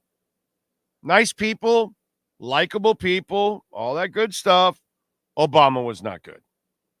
Okay. I'm sorry. Can't balance a budget and you add to our deficit. But he's a cool dude and he made Final Four picks and whatever and all that. Likable dude, not a great president. But whatever, it's all good. It's, you don't look at the substance. You kind of look at, whatever, of all these different people. You're not really looking into what they really did, And please don't tell me the whole market thing was at $8,000. It's the only place at 8,000 points. The only place the market could go was up. So it didn't matter who was president, it was going to go up. Christian, don't be afraid of gold either. Why? Why would I want gold? So how much has gold moved in the last 14, 15 years? I'm just wondering, Christian. Would you like to look at the graph? Huh? Would you like to look at the gold chart? Do you invest for real, or are you just saying shit just to kind of say shit? Let me see. Let me go for the 20-year. Okay? I'm going to go for the 20-year. I'm going to put it up here for you. Okay? I want to educate you all out there because, he says gold. So here it is, gold in August 21 of 2011. It's at $1,700. Now here, it's at $1,100 in 2015. Here, it's at $2,023 in 2023. So from this point, from 2011 to which at 2011, it peaked at $1,800. So if you've held it from 2011 to 23, you've made a whole $200. Let me explain something to you, my man. They just mined in Africa a nugget that was like the size of like maybe Joe Rose's head, which is pretty big. Okay? I'm joking. I can have fun with Joe. And you will continue to mine more gold. You will find more gold. So does that increase the value? We just talked about the dollars. If you print more dollars, does the value of the dollar go up or does the value of the dollar plummet? The value of the dollar plummets. So if you keep mining for more gold, then how can the value increase that much? It doesn't. I just showed you a 12-year period and it's gone up $200. It had a volatile drop. So, but think about this. The volatile drop, let's go to October 31st. That's my date of birth. I got to the party and I did the Smurf. It was at $1,064. So you gained $1,000, $1,083 in 8 years. Bitcoin goes up $3,000 in a day. It went from 16.5 in January 1st to right now to $46,000, my brother. Why the would I think about gold? And what am I going to do? Carry around gold bullions? Hey, what is this? Let me break off a piece or whatever. No. Bitcoin. There's only 21 million. It's over. There will be no more mined. That's it. Value goes up. And in 15 years, it went from $0 to $46,000. Why the hell would I look at gold? That's the worst advice you could give anybody. It's that or you don't invest. Because by now, if you're going to invest in gold, what are you? 90 years old? What are you, sitting there in between Charlie Munger and what's the other guy's name? Give me a break, bro. You got to let it go already. You got to get modern.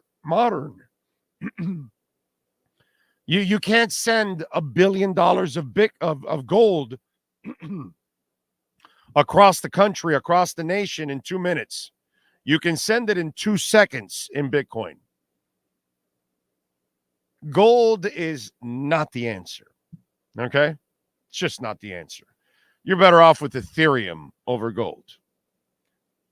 I mean, the gold stuff is just so old and so out of date and so misleading.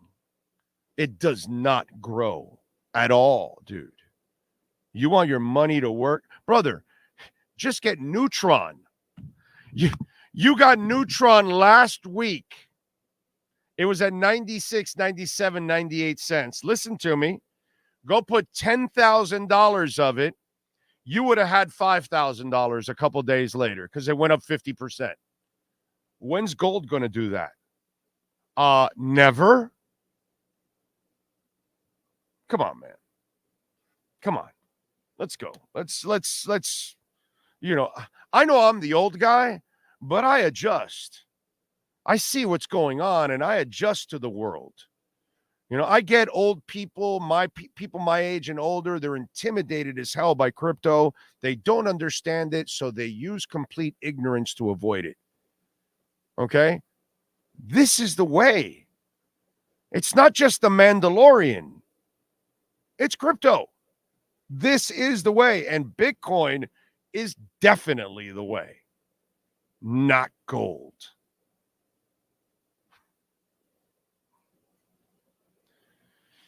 All right. I invest in crypto, but I have some. Yeah, you can have a little gold. That's fine. I don't having a little gold, a little silver, investing in some stocks. It's not bad, but please, if that's your main portfolio, you're dumb. That's all I'm saying. It's got to be a very minor part of your portfolio. And I'm just saying, Bitcoin should be a way bigger part than gold because there's no comparison, dude. Zero comparisons. There's no more powerful asset in the world than Bitcoin. None. By the way, it's now the 9th best asset in the world. I don't know if you guys know that. It just passed Meta. So Berkshire Hathaway and all that, it's past all that. And it's... Anyway. Big O sounds dangerously like supply and demand. LOL. Exactly. Kevin DeBrow, yes, it was quite right. Yes. The Drew, are you telling me just, Kevin DeBrow RIP, or are you confirming it for me? Because I think it was quite right.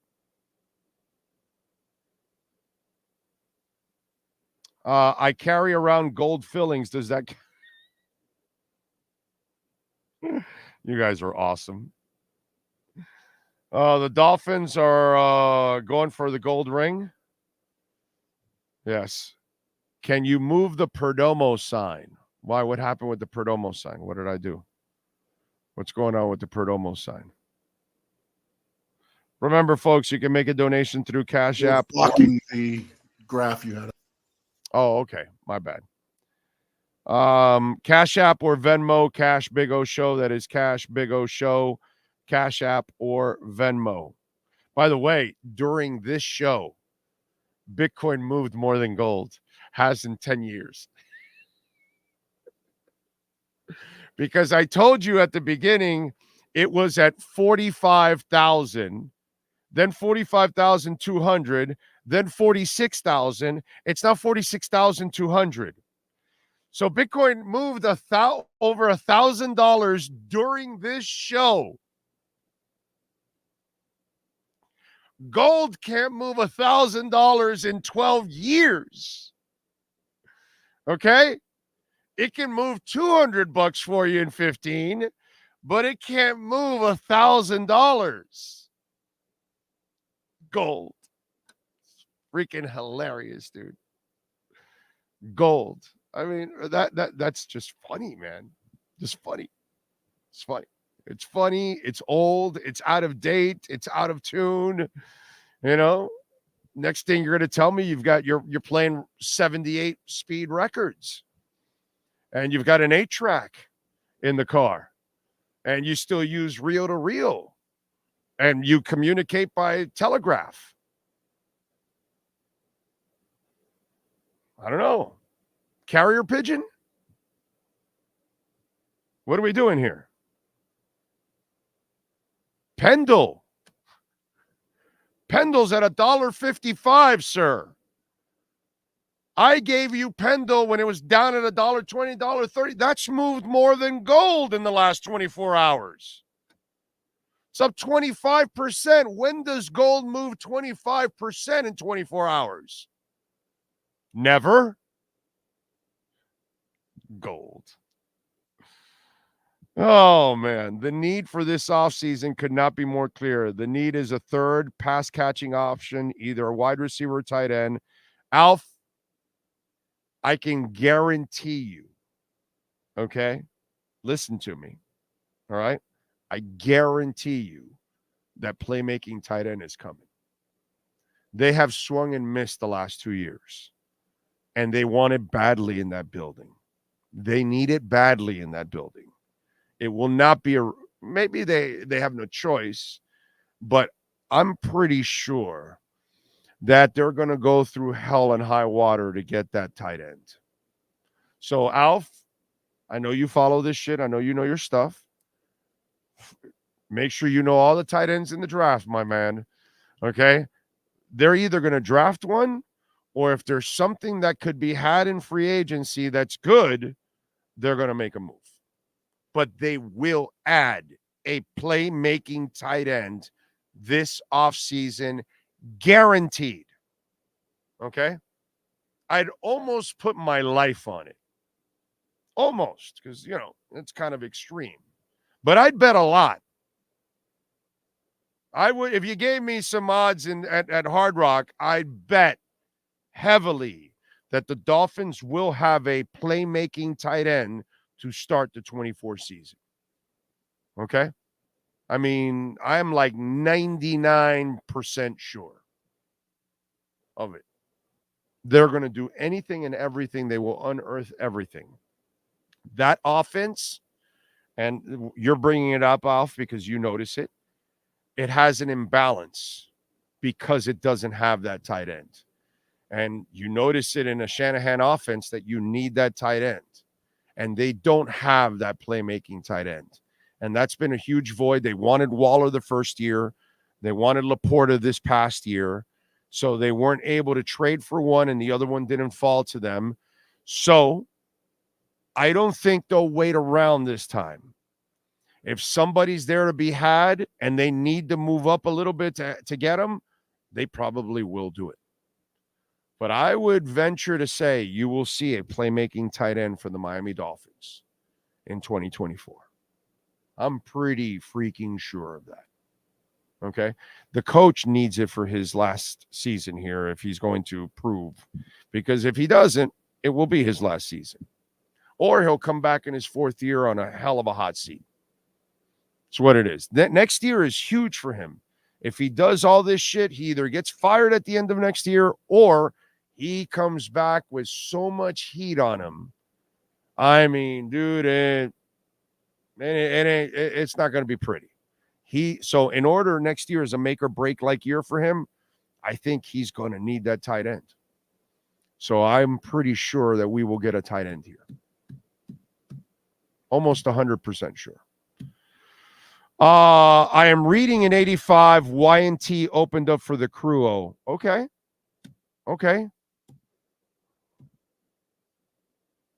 I went to that concert.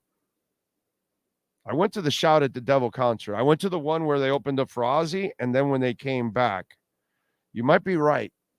Maybe it was yesterday and today. Maybe.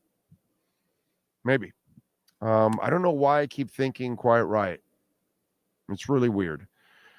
Big O, why are the Dolphins so injury prone? You can rewind a little bit. I talked about it like an hour ago or something.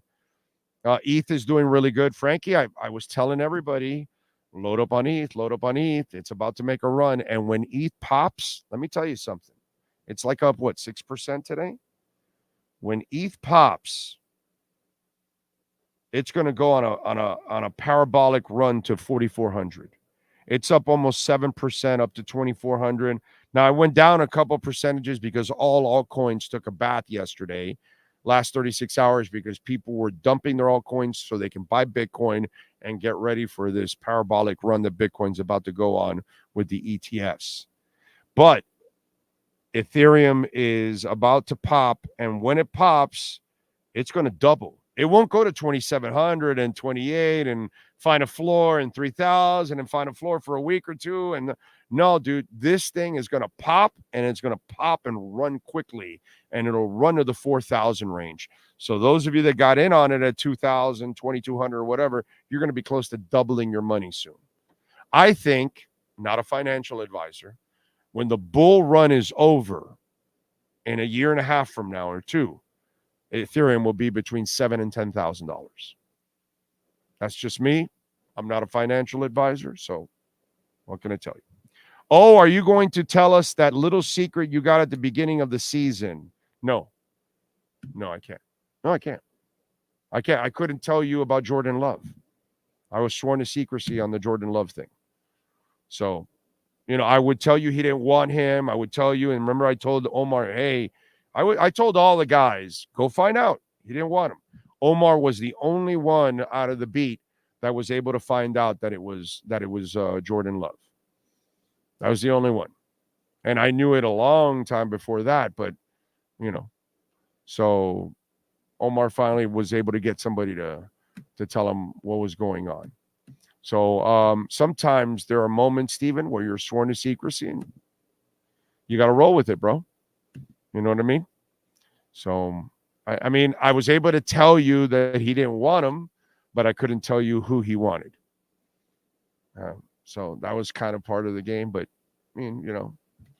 what could I, if you want to read the article that says unnamed sources, but at least you're getting the information, hopefully from a reputable writer.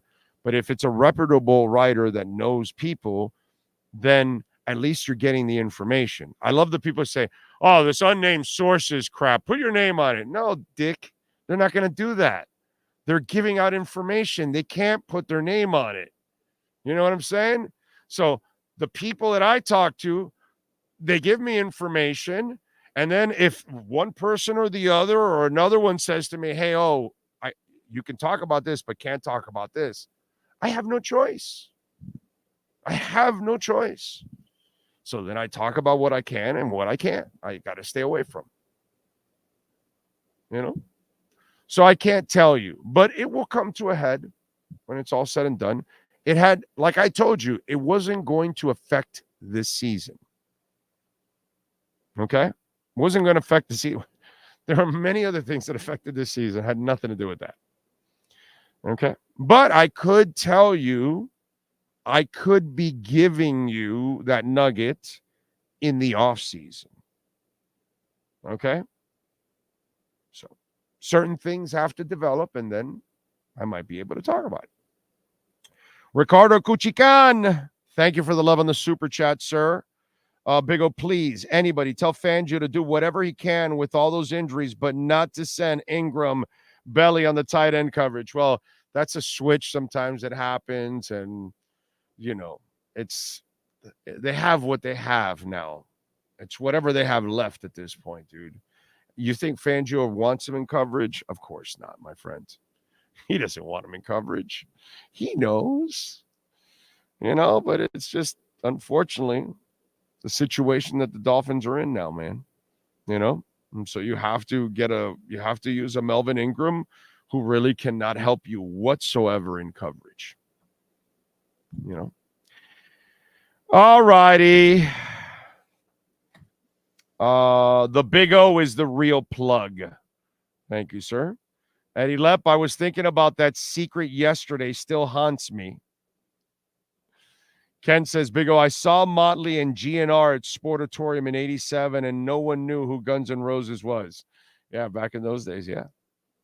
Raise your hands if you couldn't watch Hard Knocks because you couldn't stomach hearing McDaniel. It's the message doesn't sound as authoritative without winning, It doesn't sound as credible without winning. And that's the thing. And so when you're trying to pump somebody up or whatever, you just wonder, I'm not motivated, are they? after what I'm watching. So, yeah, I get what you're saying, True Fin fan. I get it. The jokes aren't funny anymore. And he's not joking nearly as much. Why? Because, will we get anything from these new linebackers, though? Anything. Emilio, whatever you get is a bonus, my brother. These guys were sitting on the couch. Okay? And it's week 17. At one point or another, were they working out just as hard now than they were maybe 2 months ago? Still hope to sign? I don't know. I don't think so. Human nature kind of tells you they probably backed away and they're, so, and then they've got to learn a system that there's a lot of zone in it. And in a short amount of time, this is really difficult, man. Whatever you get, my friend, is a bonus. And if they're out of place, it's not really going to be, a thing that you can blame it on them because they haven't been here for long. So it's going to be tough, dude. Big O, if the Dolphins win this weekend, everything changes when it comes to Tua and McDaniel. No, I don't think everything changes, but I think it eases the pain. You still lost the division. You still choked away a 3-game lead. You still are losing to the Bills. They still own your ass. The coach still makes a whole bunch of bad decisions in a game. But a win would alleviate a little bit of the pain and would say, wow, dude, in the biggest and the most difficult situation the Dolphins have been in years, and they won a road playoff game, that would then ease the pain, and it would help McDaniel out a lot because he would overcome and win a game when his team was at a real deficit with injuries and experience and everything else. So it would be an incredible feat, but it won't erase everything because there were too many mistakes made throughout the season, right? So the one win could be just flukish. And remember, Frankie, you win, it eases the pain. Then the following week, you get walloped, and then it just sets back in again. You know what I'm saying? So it'll ease it, but it will not relieve the pain and that it's gone or whatever. What's going to be gone is when you start winning consistently against the Bills, when you start winning consistently in the playoffs, when you start being more like the Heat and the Panthers, then we'll start feeling better about you. But for now, whatever you accomplish is still kind of flukish. Get what I'm saying? Because you didn't win a lot of the big games. In fact, you only won one of them. You lost your ass down the stretch. And so you pulled out a game against a mediocre Chiefs team. You're not even playing a Super Bowl caliber Chiefs team from years past. You are playing a team that really is not that good right now. So everything's opened up the door for you. It's a nice win. It'll alleviate it a little bit, but it will not go away. Everything will still be there for next year. Now, Frankie, you go and win the following week after beating Kansas City, and I don't know who the hell you play next, but you go and beat that, and you win in the second round, that really starts to erase shit. Because now you're doing stuff, some incredible stuff, at an absolutely total deficit, and that's the kind of coaching you want to see. Because if you win this week and next week, you must have done something pretty damn good. But yeah, they're going to need more, bro. They're going to need more. All right, we are out of here. We thank Matt Verderam. Shit, I didn't even think I would go to 1 o'clock today. I thought maybe 12 o'clock, 12:30. And somehow or another, we did 3 hours and 40 minutes today. I don't get it. Anyway, appreciate all of you out there. I love you all. We will see you tomorrow afternoon for you newbies. Thursdays, we're at a casino, so we're on at 3 p.m. We'll see you tomorrow. Don't give up. Don't ever give up, baby. Same time, same place, same Tua channel.